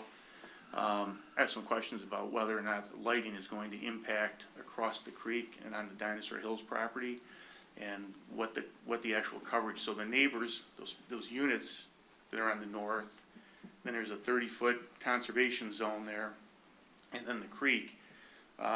What are the neighbors going to have plantings? Could they put up a row of arborvitaes, or are they going to have a clear shot? And is the light going to spill over into Dinosaur Hill, which is a nature preserve? Vidya, can you respond? I think you've answered most of these already, but please reiterate those points. Yes, I will defer to the developer regarding the stabilization of the creek and limitations on the landscape stabilization zone. But I can address a couple of concerns. With regard to the lighting, the only lighting is going to be fixtures on the wall. These are residential light fixtures that are on the back porch or back patio. So the light illumination intensity will be 0 at the property lines, which means it will be full cutoff and there will be no illumination at the property lines. That is the same for all sides of the property. So there will be no light spillover from any of these units. There is going to be no street lights. That's what I'm trying to say. These are going to be basically porch lights and balcony lights on individual units, which are residentially designed in order to provide illumination just for those individual units itself. The 30-foot wide landscape stabilization zone is intended to remain as an undisturbed area. I will defer to the developer to answer whether there are going to be any other restrictions and limitations placed upon what those units abutting that can or cannot do, or even enter the stabilization zone. With regard to tree removal, there is a tree survey on this property. The property is not being clear cut. There are a total of 33 trees on the site that were surveyed. Of the 33, 22 trees will be preserved. A total of 11 regulated trees will be removed, and all 11 will be replaced with new replacement trees based on the ordinance standards. So 33 trees total, 22 will be preserved, 11 will be removed and replaced, and those 11 are located where the driveway or a building envelope goes in. Otherwise, the rest of the trees that are on the perimeters of the property will be kept as they are today.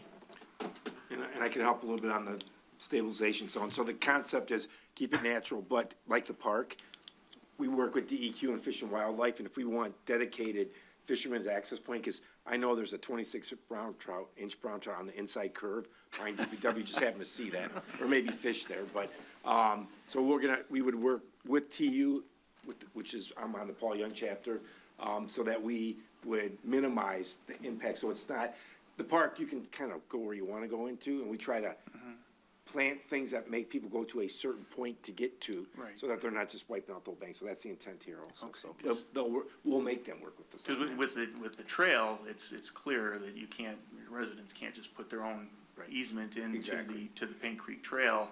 But here, if I'm buying one of those units and I'm a fly fisherman, what's to keep somebody from making their own pathway and digging their own, putting in steps down and creating their own pathway to the Right, and to the again, a creek? good point, and the intent is leave it natural unless it's approved through inland fisheries and through inland fisheries who regulates the stabilization. So one thing we didn't talk about, I can't believe anybody took credit for this, was in the initial site plan here, they had thought it would be a good idea to connect to the trail through the units. And meeting with Paint Creek Trail folks, it was like, we don't want you randomly coming out for safety reasons. Yeah. Somebody's flying down the trail and your people are popping out, kind of like in the river. So they took all that out and said, nope, go down the regular sidewalk to the public sidewalk to get to the trail. We'll do the same thing with the river, so. So what you're describing, I think it's working with Trouts Unlimited, I think that's the group you said, is that gonna be in writing somewhere? Is that a No, it's gentleman's not, they don't agreement? control it, but we work with them. So it's the inland fisheries that control that river.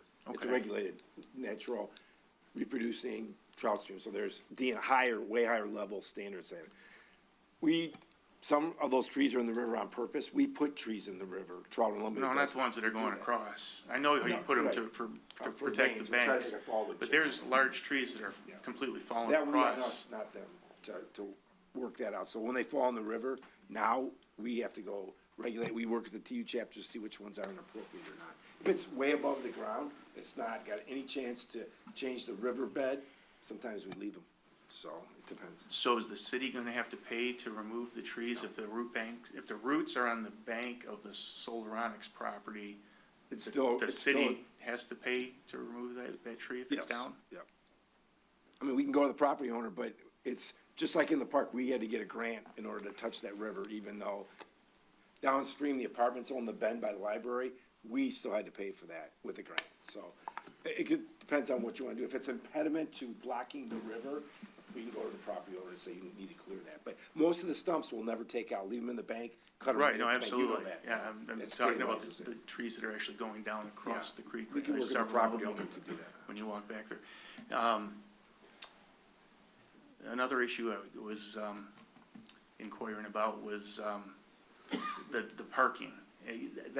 The site plan, to me, I mean, the artistic drawings look beautiful, but when you really look at it, it's cramped. And I'm gonna question whether or not they're gonna ultimately be luxury units with the density of how packed that site is when you put the actual site plan, not the artist's conception up there.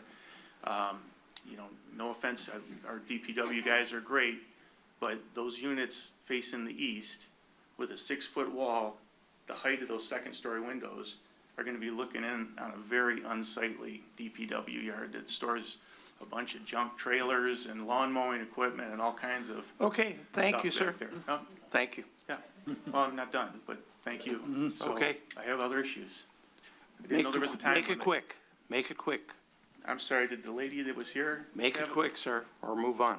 I have a point that I'm making. Go right ahead, Right. make your point. I just did. I feel that those units are gonna have an unsightly view down on the city's DPW yard. That's the developer's risk. Also, there's gonna be parking issues because once you built your new DPW building, what you have now is a trickle-down effect of lack of parking in that area. So you have the no parking zone that's loading and unloading by the ballparks is now being used by Dillman and Upton employees and people using the ball fields. The Dillman and Upton trucks are using the Solaronics lot as their staging. So when you take that away, you have a shortage because now that the DPW building is fully occupied, there's cars backing up onto the street, parking in the no parking zone on a daily basis. So I would be asking that you take a close look at the parking consequences with, when these folks host events and have visitors, there may be shortage of parking spaces in the area. And if I may, Mr. Chairman, that's a legitimate concern because we're looking at putting a skate park, et cetera. I'll just say, because I don't want to tick off anybody that might be watching from a business across the street, they're gonna have to change their ways. That's our parking lot that they're using every day, all day. And I don't think it'll be that way when we'll take control back over that lot. There's been no necessity to do it. There's the other lot also across the street on Woodward on the south side. So point well taken, and we're gonna deal with it in mass so that we can, well, our guys leave at 3:30. We can free up some parking for our own park at that time. So point well taken. Thank you. And lastly, I would say to the chair that if you're going to impose time limitations, that should be I stated didn't at the impose beginning of time the meeting. limitations. I Because just want you to there's move plenty of people along. who stood up here and talked about personal issues that had nothing to do with the issue at hand, and they weren't cut off. Thank you. All right? Appreciate So it. I would appreciate it And I if you do be thank you respectful for of the coming, residents. very much, thank you for coming. Anyone else? Yes, sir.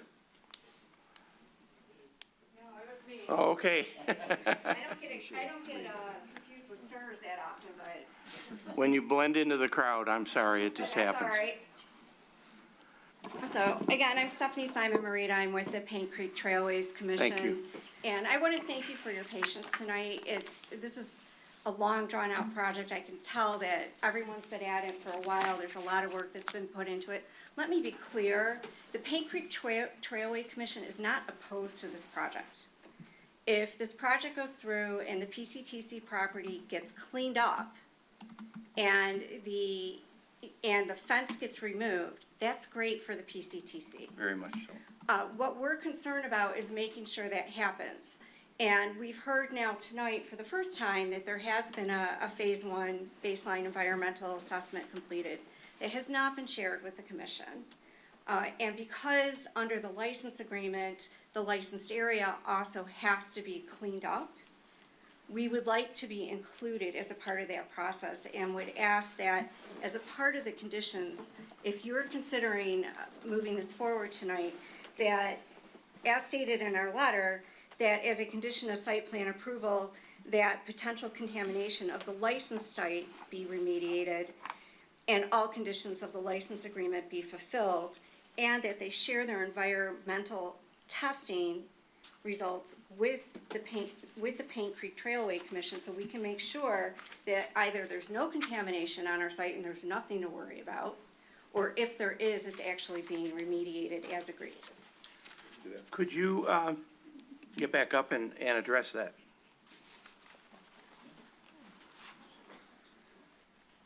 Thank you.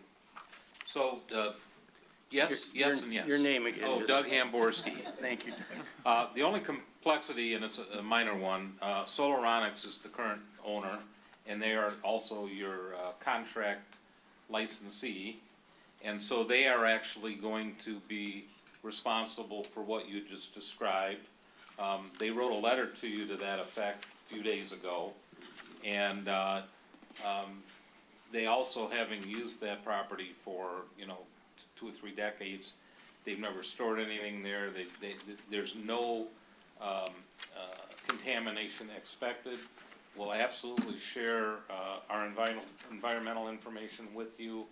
And yes, your property will be as clean as the day the railroad stopped running. If I may, thank you so much. I mean, this is really, because we do have Solaronics involved, this is really going to require kind of a kumbaya of people getting together and making sure this happens and that we get the environmental assessment reports. Because, I'm just sitting here and I don't even know enough to know what you've actually tested and whether or not the PCTC property has been tested. So that's something that we would be very interested in seeing.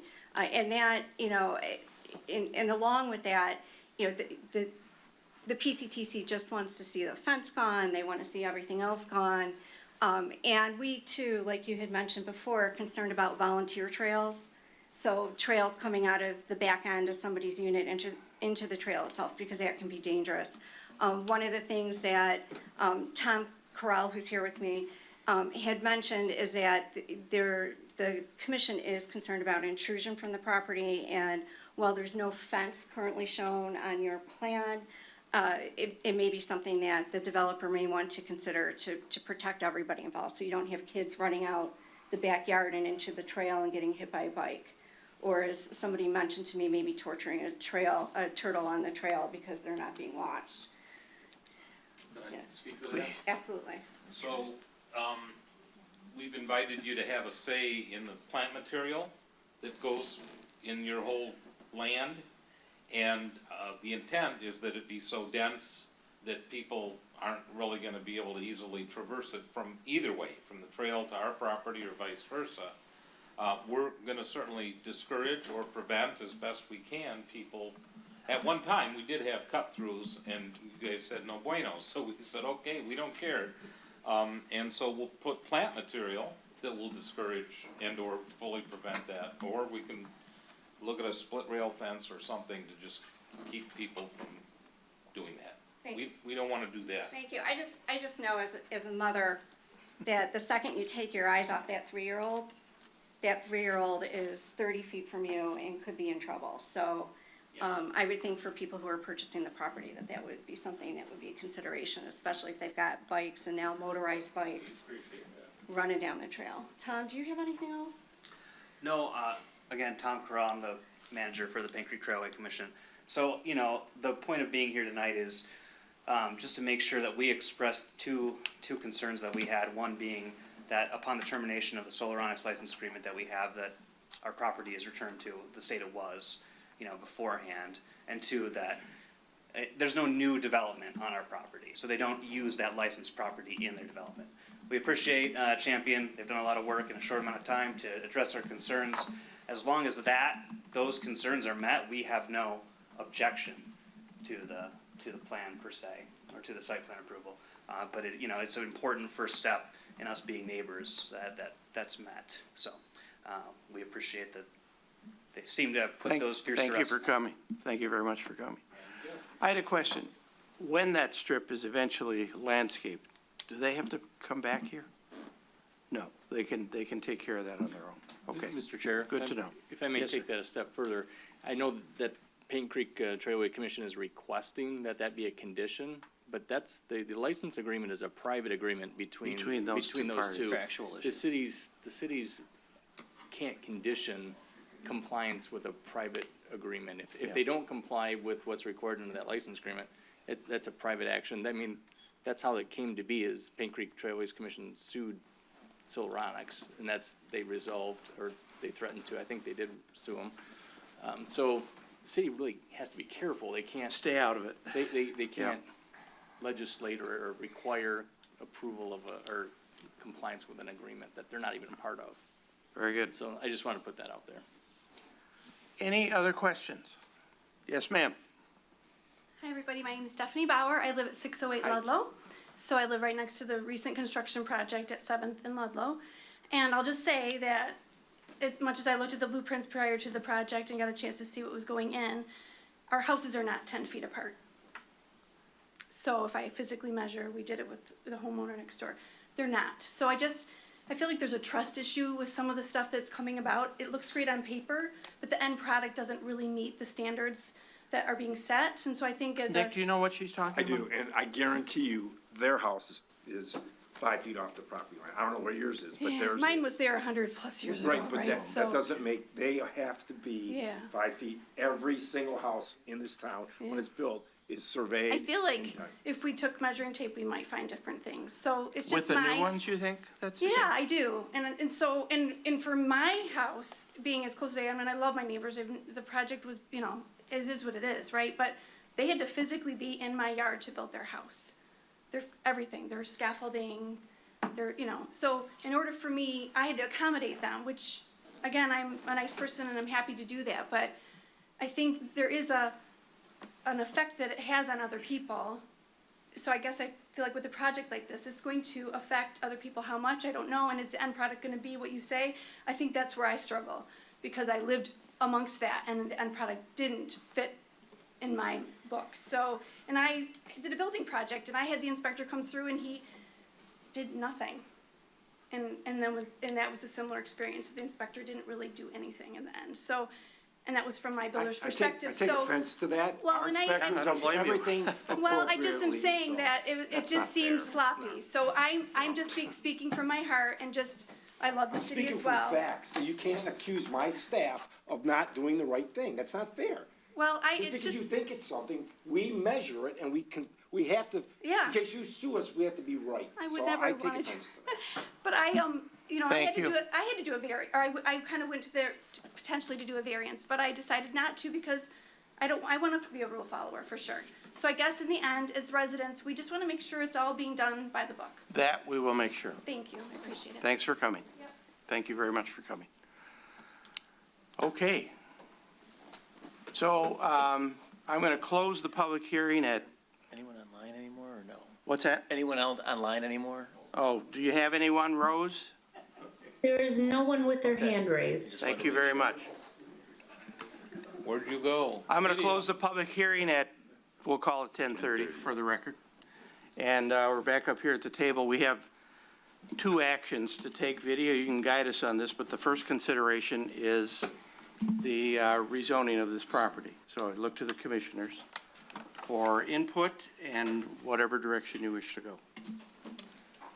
So our mission here is to consider the rezoning, and if it's denied, it's denied. If it's approved, it's forwarded as a recommendation to the city council, and that's where the final decision gets made. I guess as a matter of procedure, Mr. Chairman, is it appropriate to kind of discuss, you can't really have one conversation without the other, so could we kind of dovetail them together? And although we have to take separate votes, but I think maybe it might be helpful if our conversation addresses all the issues. I'm fine with Okay, that. Yeah, all right. I'm fine with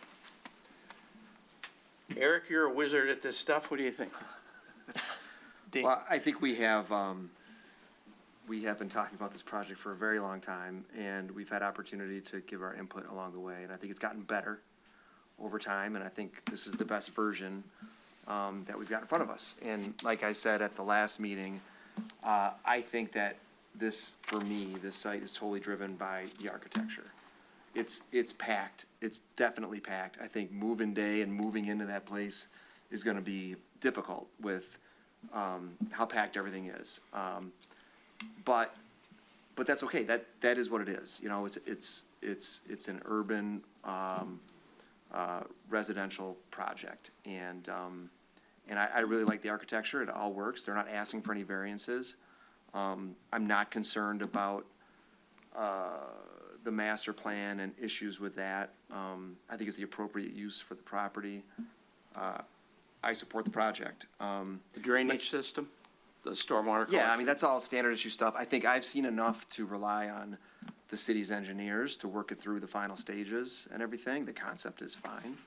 I think, honestly, we talked about it before, but the only thing I'm still a little confused on is what we are doing and what's gonna happen on that west property line relative to, it sounds like nobody wants to see cut-throughs to the trail, and right now, the plan that we're looking at, there's nothing preventing that right now. So, other than just a verbal commitment saying that everybody wants it, I'm not sure what we're ultimately doing there. If we're putting a fence, if the Trail Commission is doing something on their property, once it's cleaned up, that's a little bit of an unknown for me, but otherwise, I have. Does the nothing to commission say. fence the trail in any? No.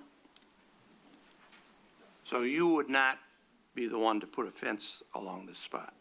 No, the commission doesn't fence the trail, and the expectation would be that the developer would put a fence on it, on the developer's property. And that would be your preference in this That would be if a fence is gonna have to go up, that would certainly be the preference, and that way it's not an expense of the commission. Got it, thank you. And you would Mr. Ch- consider some sort of effective but decorative barrier? Okay. Mr. Chairman, Yes, Vidya? this is not a conditional rezoning request, so I would be cautious against adding conditions that are not directly tied to any one of the standards of your review. It also happens to be a principal permitted use, so I would ask for some input from the city attorney with regard to if you're going to, the planning commission can always say they would like the applicant to either increase the landscaping buffer or take measures to try to discourage cut through to the trail rather than make it a condition that a fence does have to be there. The ordinance does not require a fence. And this is not a conditional rezoning. I was not going to make that a condition. I'm following on a comment made earlier in the evening by the developer. Thank you. I just wanted to be cautious that I we don't appreciate the guidance. overstretch it. Very much appreciate the guidance. Okay. Any comments? Yeah, so I feel a little bit differently than Mr. Lord in that I feel like the master plan is here for exactly this reason, is to help guide us in making decisions when opportunities like this present themselves. We have an opportunity to reshape and influence the future land use here. And if you look at the master plan, there are more designated multifamily residential districts on the whole than two-family or RT districts. So changing the zoning from industrial to RM1 lessens our stock of RT, which also lessens our ability to keep that lower density housing an option, which I think is an important part of the missing middle for housing units and keeping diversity of housing. The other thing with the master plan, it does make recommendations to changing how we zone in the standards for multifamily residential districts, for all of them. It says RM1 should be used for legacy development and as necessary to guide. It also says it should go, any new multifamily residential properties, areas, should be RM2. And then it gives us even this mixed residential district, which we don't even have today. So there's a lot of changes it recommends in the master plan. And so for those reasons, I don't have confidence the way Vidya does in her McKenna report that this is the right designation for this property, and I think we need to further assess that. And then in regards to just the design of the project, you didn't mention it as much tonight, but the other times that you've been in front of us, you've said many times that this is not intended for families. And I cannot get past that. This property is extremely unique. I would argue maybe one of the most family-friendly areas in the city of Rochester. You have, within steps of this property, access to our most kid-friendly, family-friendly amenities in the whole city. The municipal park, a potential skate park, basketball parks, the Little League fields, and All Abilities Park is coming in. You have one side going against a nature trail. Your backyard bumps up against Dinosaur Hill. I mean, I feel, keeping comments short, I feel that we are settling with what is in front of us, and we should be asking for better, for more, to really capitalize, maximize on the uniqueness of these properties that we have when they become available. And for those reasons, I can't support the project or the rezoning. Thank you very much. Well spoken. Anyone else? Does anyone have a motion? No, I'd like, if no one else wants to make it, I'll make it very, very brief. I'll make it brief. So, I was here when the first iteration of this project was, it would have been, February of '23, and then the second iteration came back.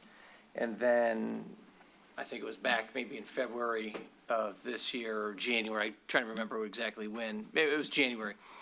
And of all the time that I've spent on the planning commission, this is probably the most engaged that I've seen a developer with the community, okay? And I personally have emailed lots and lots of residents back and forth, asking them about their concerns, asking them, hey, what do you think about this? All weekend I worked on my sheets, my notes, to make sure that the questions that had been presented to me from the residents were articulated and followed up. And the majority of them have been, some of them were redundant. But at the end of the day, we have to make a decision, and we've got to figure out what's the best use for that property. Right now, it sits as an abandoned, contaminated site that is, setting the eyesore aside, there's got to be something that goes there, okay? It's not going to be a park. It's not going to be green areas. It's got to be, something that is obviously going to be worthwhile for a developer to come in and spend their money and improve that area. Nothing is going to be perfect. Nothing is going to satisfy every single resident in this town. But based on what I've seen, based on what I've heard, based on the feedback from everyone in the community, I support it. I support it. I think the change in the zoning, that doesn't concern me very much. I agree with Vidya. I agree with the reading of this ordinance, and the intent. It's not a mandate. It doesn't say shall, doesn't say must. This is the intent. It's a guideline. And RM1, I think, is more suitable than RT, and it's certainly more suitable than RM2, because when this project first came, if my recollection is correct, it was RM2, which would have completely blown this whole thing up, and everyone was very upset at the RM2 designation. So it's kind of like, hey, be careful what you ask for, because if that's what you truly want, we're going to go right back to February of 2023 when this issue first came up. So that being said, I am in support of this, and in fact, I'm going to go so far as to make a motion to approve the zoning and to approve the site plan for city council consideration. And forward this to the city council for the recommendation. Yes, exactly. Okay. Mr. Chairman, just as a point of clarification, are we going to hear both votes at once? I think we should do them separately. Yeah, we'll do them separately. Yeah, that's fine. Do we need to attach the bond to a motion? Yes. So that was another note too, is that would be on the site plan. On the site plan, okay. So I'd like we're to- on the zoning at this point. We're on the zoning. Yeah, I'd just like to make a brief comment. Please do. But did you have a comment? Go ahead. Okay. I think Jessica's comment was, Commissioner Clauser, I apologize. Commissioner Clauser's comment was very thoughtful, and I respect your point of view. I think I tend to align with Commissioner Hauser In that sense, I empathize with the developers. There's time and money, and we have, I think, a good solution in front of us. And sure, we could decide not to settle for something better, but something better may not come along. And I think, I want to echo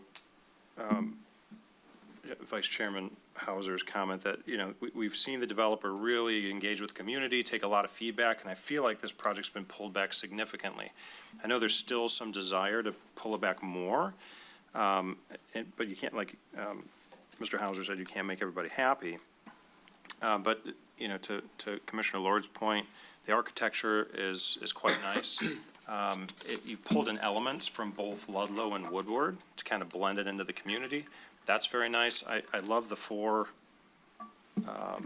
sequence structure facing Woodward that kind of hides the development, makes it feel like a community. And I think, to the chair's comment earlier, the risk of some of these concerns are on the developer, right? Access to the creek, the potential overbuild of the property. If that's really the case, I think it's going to be difficult to sell it. And I don't know that we need to concern ourselves necessarily with that part of the process. So I think, for those reasons, I would, and of course, the remediation of the property, I think is a big deal to everybody. So I would stand in support to move forward. We have a motion on the floor. Rich, you want to make any comments before we move on? I'll try to keep it very brief. Quite frankly, after you made your first presentation, I'm a little bit surprised that you came back, not for one round, but two. And I think it goes to show that you've really tried to accommodate as much as you possibly could the wishes of this commission as well as the community. And I applaud you for that. Can you do everything for everybody? No, but I think you went far more than 50%. The original plan, one of my biggest objections was it literally took up the entire property. There was like hardly any grass or greenland whatsoever. It's been significantly scaled back, and you've addressed a lot of concerns for a lot of people. And I also believe that this is, probably the best thing that's come along.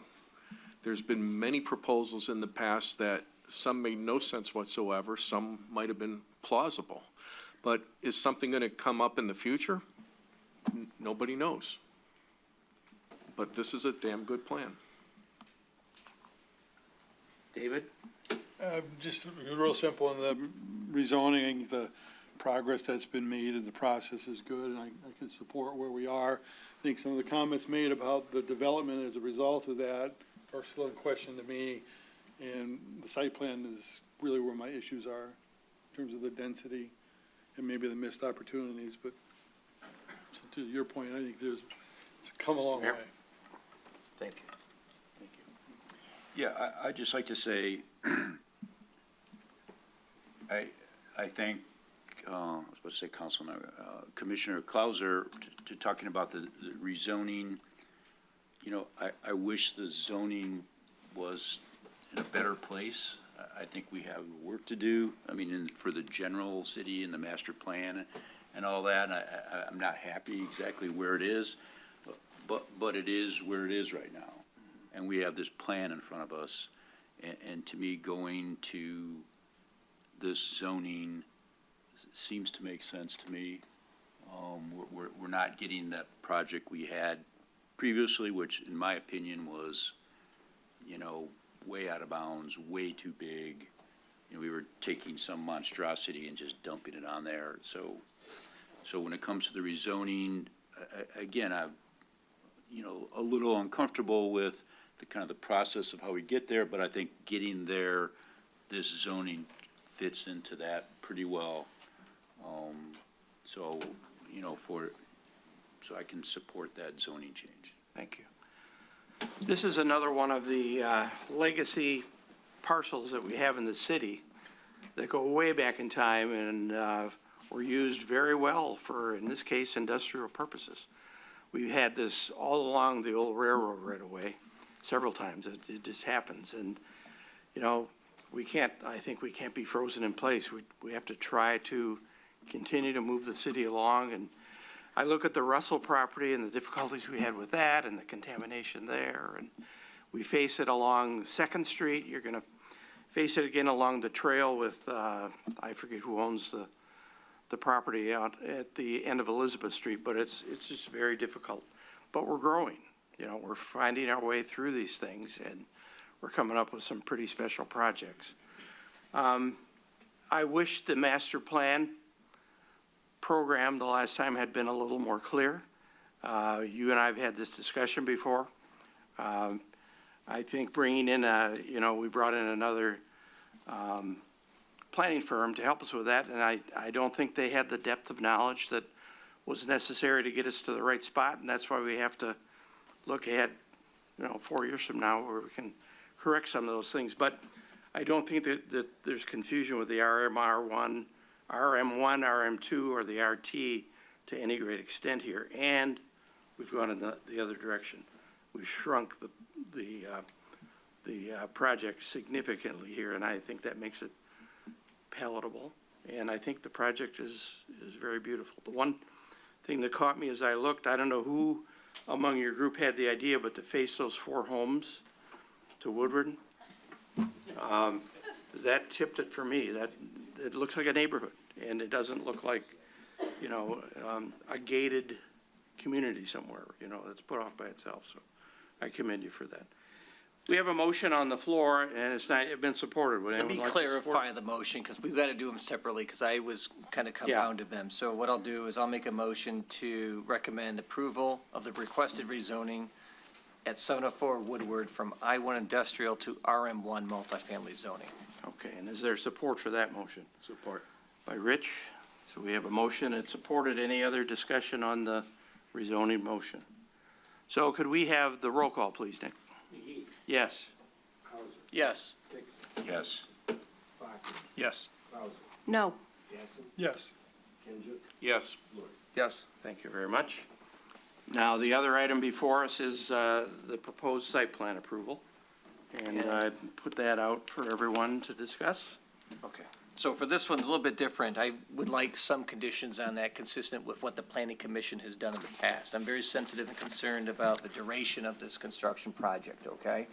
And I know that the city is likely going to, well, I'm hoping that they're gonna work very closely with you and the neighbors, and you're gonna work with the neighbors to make sure that there's a plan in place for traffic control, for hours of operation, for site construction, et cetera, dust mitigation, all those issues that would take place in any construction project. The timing is important to us also.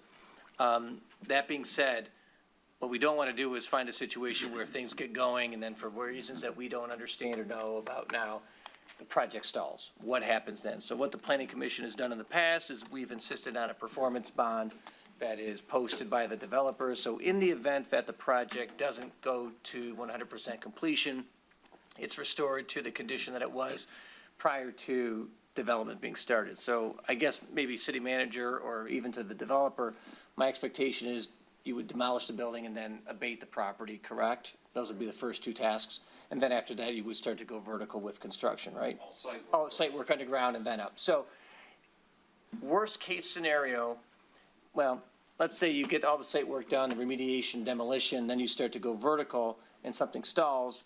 The bond would require the developer to tear down whatever's been built and grade it and site it, and that would be it. So worst case is we would have a property, although not completed, would at least, that building would be gone, utilities would be underground, and the property would be cleaned up from an environmental perspective. So that would be the condition. Sir, you're raising your hand. Yeah, I don't know if that would practically, work in that these are condominiums. Right. So whatever structures have been built will be individually owned at that time. I'm talking if they're like halfway done, like what we had on Main Street Right, over there in yeah. Ferndale.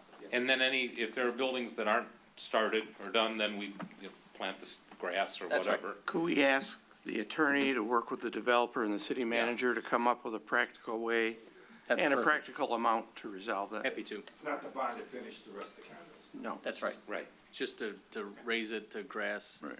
And we trust that you. A restoration You will bond. work that out. We'll figure it out. comfortable with that? I am very comfortable with that. That's what I wanted. I just wanted the public to know that was out there as a condition to approval, that we're going to require a restoration bond. So based on that, I would file or make a motion to approve the site plan with the condition that a appropriate and sufficient restoration bond. Oh, and I've got to read these conditions here as well. So I guess, do I need to read them all one through? Can I just incorporate by reference conditions 1 through 8 on the city planner's letter dated April 28th, 2024? Thank you. Is there a second for that motion? I'll support it. Supported by Mr. Kinzer. Any other discussion? A few more points, David. Mr. Chairman. Maybe this is too late in the process, but I think it can be settled pretty easily. There was a comment during the presentation regarding balconies wouldn't be included on the east side because it would be into the setback. Correct. And my understanding is balconies or overhangs aren't needing to comply with setback. It's only what hits the ground. So they had, I can answer this, because the second story made a cover for the first story, the building official evaluated, and it would be an encroachment, and we can't support the waiver because it's self-created. So Okay. it's because of that covering of the second story makes the first story not compliant. That was really just a clarification for me, but it really leads to my point. The site as a whole, on the new RM1 is compliant with setbacks, et cetera. And as it was pointed out during the discussion, with lot coverage as well, based on what the planner said. But my point of the balcony being the building's right in the setback on the east, going forward to the front, there is no sidewalk around the perimeter units. The street is minimally 24 feet, as you said, and then it does the same thing over to the west. So from east to west, it's as tight as possible based on what I could see. There is no fluff. It's just crammed from setback building to setback on the west. I didn't look at it so hard from north to south. It looks Could I- like you wanted to say something. One thing we're very comfortable about is really massing, which is what the perception of density is. And we've got these drive aprons in front of each unit now, plus the width of the driveway. So actually, door to door, building face to building face is really a nice separation. And then the balcony really overhangs the certain garage door areas, if you will, of some of the units. Now, the units on the west side, we were able to pull those off of the Paint Creek Trail, and those will have the traditional rear balcony with the patio below, as well the units facing the creek.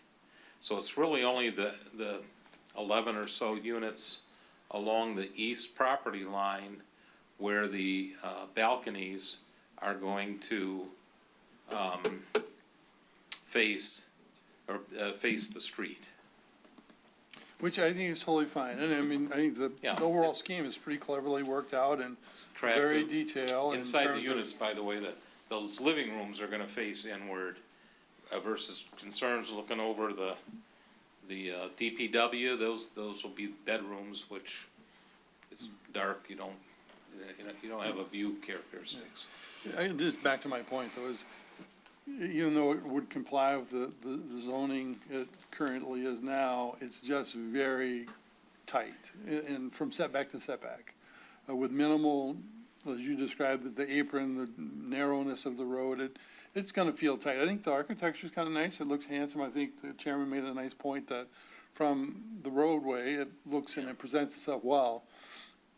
And I think when I look at this package again and what was in the package, the new entryway, although it was moved for a couple more technical reasons from more east to, or more west to east. Right. I think the entryway is a little less appealing than you kind of verbalized it in the presentation, and the page number 24, I think, kind of illustrates, it kind of feels like you're sneaking in the back. It's not terrible, but it has a different feeling. And I think that just goes to my first point, which is it's really pretty well compressed. You're using every bit of the site you can. Not that that's not compliant, I just think it's not gonna feel as good as I think I would like it to feel. That's my opinion. We're comfortable with what we think the market will will respond, and, but I hear your comment. Yeah. I do appreciate that you added the sidewalks on the Could ask interior them. side. Yeah, thank you. And the lights as well. I think that was a plus. It's only fair. Other site plan comments? So we have a motion. Yes, I made a motion to approve the site plan based Rich on the seconded conditions the 1 motion. through 8, plus performance bond. The roll call, please. Yes. Yes. Yes. Yes. No. No, Yes. Yes. Okay, motion is approved. Thank you. Okay, thank everybody for their patience and input, lots of input here tonight. It's been terrific. And let's, Could I ask one procedure question? yes. What's next? So, Monday night, I was gonna ask the mayor this myself. So, Monday, the 13th, we are going to take this to schedule the public hearing for the first meeting in June. But Mayor, do you want a presentation the 13th on this? Or do we wait till the public hearing to do the whole presentation? I'd say we, I think it'd be Then better you'd to have to have see the it twice. presentation, but we have such a long meeting. We that- do. So it's not unusual to schedule a public hearing. And then at that meeting of the public hearing, if there's questions, we just table it. if We had to. and we'll make an announcement too, that all the information's available online, Right. on the website, et cetera. And it's just the zoning, it's not the site plan, so Right. it shouldn't be that difficult to, I mean, we can have Vidya present the zoning thought process, but it's still just Yeah. scheduling the public hearing. I Let's That's all have it is. video do that, and Okay. then they can come for Okay, the so public hearing. that's our plan. If that's okay. So 13th will be we'll do a brief, this is the rezoning request, this is what it entails. Yep. Set that, and then first meeting in June, we would do the rezoning, and then. And that then was you, approved. and then you come for the presentation that. Sure. Right. Looking forward to it. A new group of faces. Absolutely. And for the site plan, it's fine once the rezone occurs. Just conditioned on that. Right. I'll And miss you'll- you. And you'll see, Councilmember Sage and Councilmember King, who used to be on Yeah, here, so they saw it the first time, man. they've seen it before. Well, Thanks for riding with us. It's been a Thank you. long ride, but thank you. Thank you. Nick, it's 11 o'clock. The next one's easy, we just need to set a public hearing for the outside dining of Is behind. that all we have to do? For that one, yeah, and then 120. These poor guys. It's a big It will project. be another 2 hours. It could be. yeah, so we gotta change it. Sorry, Sorry. fellas. Is there an opportunity to come back? Is there another Thursday that we could come back in May, so they don't have to wait till June? I think we're pretty booked, because, wow, what a bummer that is. I have to say that I think, from what I've been through with that, it's a long way off. yeah, that's not even the point. I mean, really technically what we're doing tonight, video, were we gonna try to get to the point of setting a public hearing, or no? We're ready for that? No, the reason the project is tonight before is the applicant wanted some feedback Yeah. from the planning commission. The traffic study is still pending, so Yeah, I think- the applicant wanted to come before the planning commission and get some feedback on portions of the project to see if they need to change something. So they asked to be on tonight's agenda.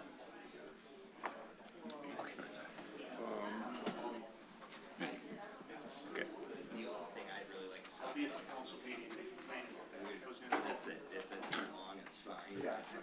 So we're talking about is the roof height, so we can talk about that offline, it's flat out how we determine it.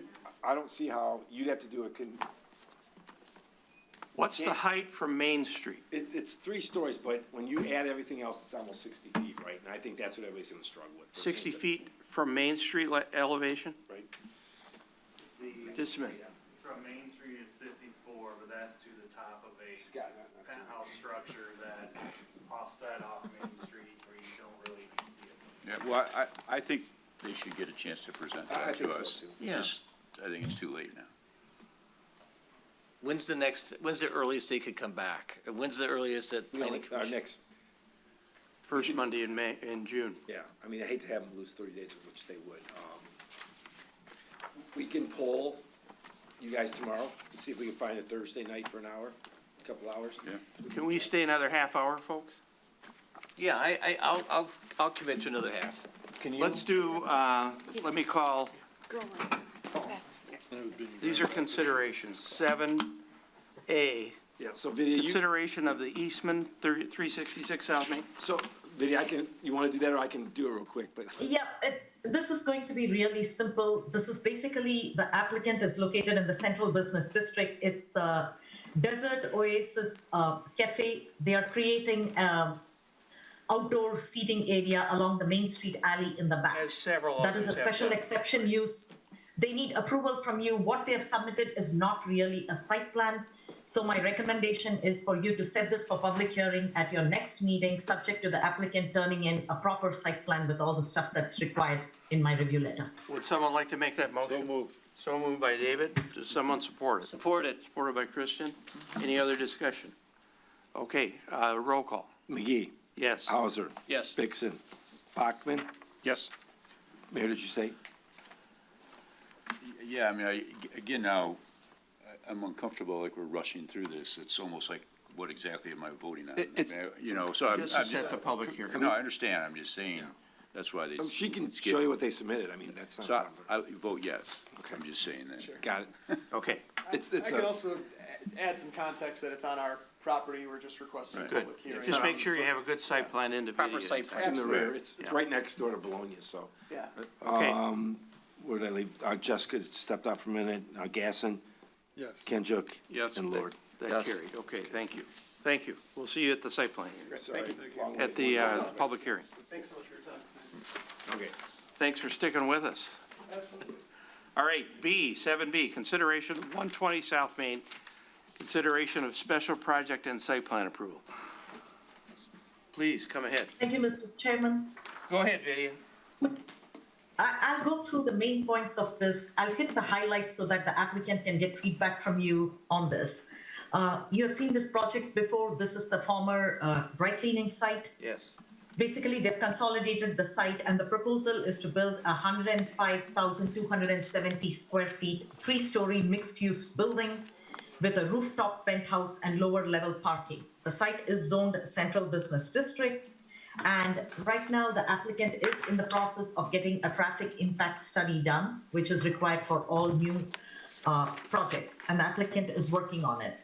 We had a couple of small details required, like how is the trash truck going to access the trash enclosure that you see on the site over here without backing onto Mill Street, which can be a problem because the site is located along a curve over here. So things like that, clarification, the entrance, this lower level is restricted to residents only. We need a clarification on how exactly this, it's going to be restricted access, but there's no information whether there's going to be an electronic key card or a gate. How is it going to be restricted? Because if we have vehicles stacked up on the road, entering or trying to exit, you're around a curve in the street, which limits the sight distance. That was another concern. With regard to parking, based on the ordinance standards, the proposed uses on the site require a total of 105 parking spaces. The site plan notes that they have 58 parking spaces. I could count only 56. The applicant is seeking a deviation of 47 parking spaces under the special projects umbrella. So that is a big one. The applicant wants a deviation of 47 parking spaces. One of the other major issues with the project is proposed building height. Now, the proposed building height is 54 feet to the top of the penthouse and 45.5 feet to the third-story parapet.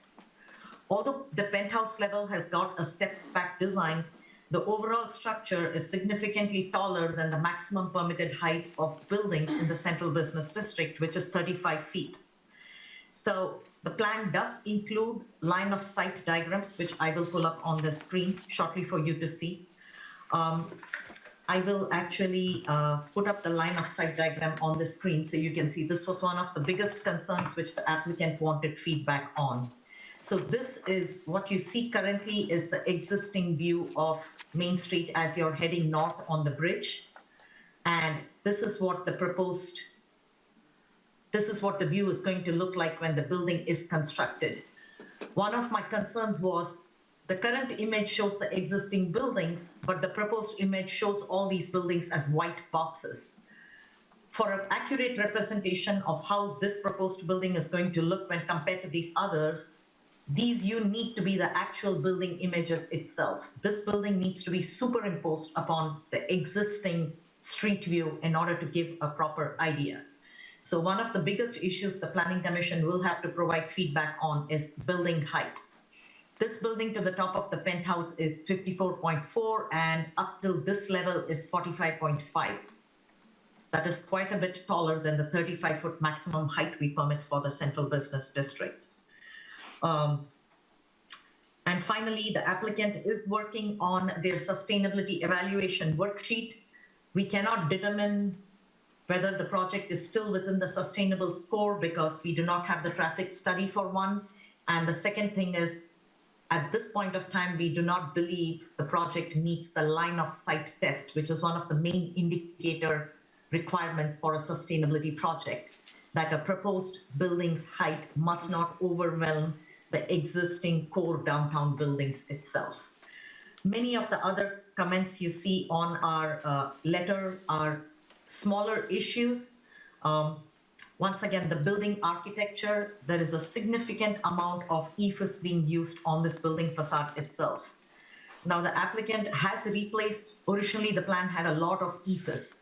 The applicant says that the EIFS has been revised and replaced with precast concrete to provide a more traditional material. But when you look at the actual elevations of the building itself, there is a lot of precast concrete. All this orange, light orange that you see, that is the brick. All of this is precast concrete. We are not sure on exactly how that blends in with the high quality architecture we typically look for the traditional downtown. So that was another point on which we wanted the Planning Commission to offer feedback. So the key issues for discussion are, first and foremost, building height deviation. Second, quality of building materials being used. The third is deviation from parking spaces, 47 parking spaces. And the last but not the least would be, what is the traffic going to be around? This is a small site on a curve of Mill Street and the Main Street alley. So these are the points of discussion for the Planning Commission tonight. Questions for Vidya? David. Thank you. Vidya, I'm still struggling with the parking because of the fact that they've got so many spots reserved just for the residents. I don't know if the formula takes that into consideration, but I almost have the feeling that the residents are getting too many spots, so to speak, and then the others are not getting enough. So is it truly 47 spots that they need, or will it be more? Actually, their residential parking for the residence itself is 3 spaces is required for each 3-bedroom unit per the calculations. There are 7 residential units in this building and each has got 3 bedrooms. So just the residential portion of it requires 21 spaces. And then you have, once again, you have 3 more units, private residences, another 3 units with 3 spaces each. So you're right. The residential parking is most of it. All of the commercial general business or office is getting only 19 spaces. Most of it has been reserved for the residences itself, because I'm guessing that's because these are expensive condos. Mm-hmm. So the tenants or the residents, whoever buy these condos or rent them, will likely expect to have that many parking spaces available for their personal use. So anybody visiting the businesses will, there's no parking there on Main Street right in front of the building, if I recall correctly. They're gonna have to go around to First Street and park either in one of the surface lots over there, and the closest parking structure is several blocks away.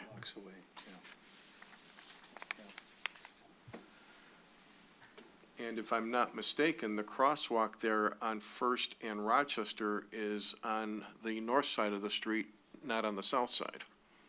I believe their concept was to put the stairwell on the south side of their property, go down the stairwell, cross Mill Street, go to what we call the Home Depot lot under the bridge. That's far away. But, I mean, it's available parking, but it's far away. You have to walk all the way down the street, down diversion all the way to get to the, under the bridge, so it's, David? Yeah, most of my questions were already asked, but one further on parking, the calculation, it does not include the 105,000 square feet, doesn't include the parking area as construction to calculate parking, does it? Sorry, Mr. Gasson, I didn't understand. Could you please? The construction area or building size is part of the equation for parking required. And I was just asking, I think, a silly question, but nonetheless, the area of parking constructed isn't in the square footage used to determine the required parking, is it? oh, no. Yeah, good, that. No. It's not. So it's just take the gross square feet of the office, divide by 200, 3 per unit for 3, and 2 Okay. for 2, yeah. So back to the very first Right. comment is, the shortfall is tremendous. I don't know how you kind of make that up just on hoping it works. And the distance that you guys already talked about just makes it, I don't know how you overcome that and have a functioning building if you really want to have commerce. I don't know how that would work. And they would pay in lieu of parking for the, And again, we don't want their money, we want practicality. If it's so far, we do not want people walking to Second Street, they'd have to cross that chomp, go down to that next parking lot.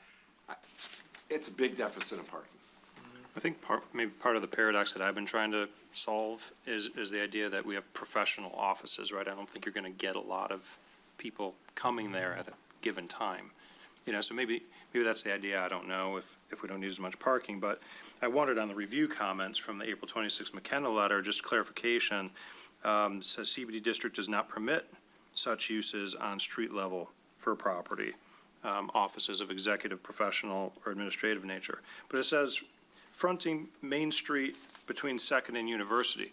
So this property being south of Second, are they They're exempt from that. beholden So to on that? They're purpose, exempt. we said, They're exempt Okay, from it. so The they reason can I do what they're pointed that asking. out is Yeah, they're- this was one of the concerns the planning commission had about having offices on this. So that regulation is applicable north of this point. This is just south of it, so you are going to possibly have offices over here. I was just pointing that out as something that just very recently you adopted an amendment not allowing offices, and there is a potential you're going to have offices and or commercial along Main Street over here. we're working against ourselves. I'm sorry to do this to you guys, but I will tell you, to be consistent, what we've done in the past, Mr. Stolreier brought 4 presentations, I believe. The last time we said, don't come back with anything over 3 stories. Yeah. So by ordinance, I get this could be. What is says this zone 3 currently? It's 2 parcels. CBD. Now, here's the snag of this whole thing. If this was 12 years ago, this was in a parking exempt zone, they would have had to have 0 parking. Angot office building across the street, Angot Yeah. has 0 parking in a 3-story office building. They could have come in by right and built this if they just kept it at 30 feet and with no parking at all, which is insane, but we've changed that. We've made direction in the past that height, not so much the parking, but height, across the streets, 3 stories, max, it's 35 feet. This is 54. What is this zone? CBD. It It's a is in special the central business It is, district. but they're asking for a special Yes. project because of parking and building height, and that's why they're here tonight to ask about feelings, but I worry about, we turned down a 4-story building here before. I'm not comfortable with this at all. I'm not comfortable with putting people, we're inviting people into town and making them walk 2, 3, 4 blocks in winter weather. It just doesn't make sense. Do you guys explain your theory? I don't understand, we haven't had that deep a conversation about, how do you think you're gonna get 20,000 square feet office with no parking? What's the concept of it? You know, when we had discussed it in the past, we had just talked about paying in lieu of. Really, from our end tonight, there's too many issues. We're not getting to a site plan. It ain't happening. No. Right? I really, I'm willing to work out any of those issues. There's one question that really is important to us from our perspective. So we worked with Mr. Banda, and we've met with you, I don't know, 3-4 times to get to this point. And what we understood was several other site plans have come in for this land, and generally it was very high-density residential. It was too much. And so what we tried to do was do office on the first level and have 2 stories of residential up top. to make that work economically, they need to be very high-end units, to make that work economically. Because this type of building, and I'm typically a home builder, and this is not my typical business, I'm typically a home builder. But it's something that we want to try. But this type of building is very expensive to build, and there's environmental contamination. So in order to make this building work economically, I need to build very high-end units. I have 2,500 to 3,000 square foot units on the second floor, and 6,000 plus square foot units on the third floor with a rooftop penthouse. I need to get $2 million for the second floor, and I need to get $5 million for the top floor to make a few bucks, you know? And so ultimately, I could actually take this building and meet the CBD zoning district with 8-foot plate heights, but $2 million buyer doesn't accept 8-foot plate heights.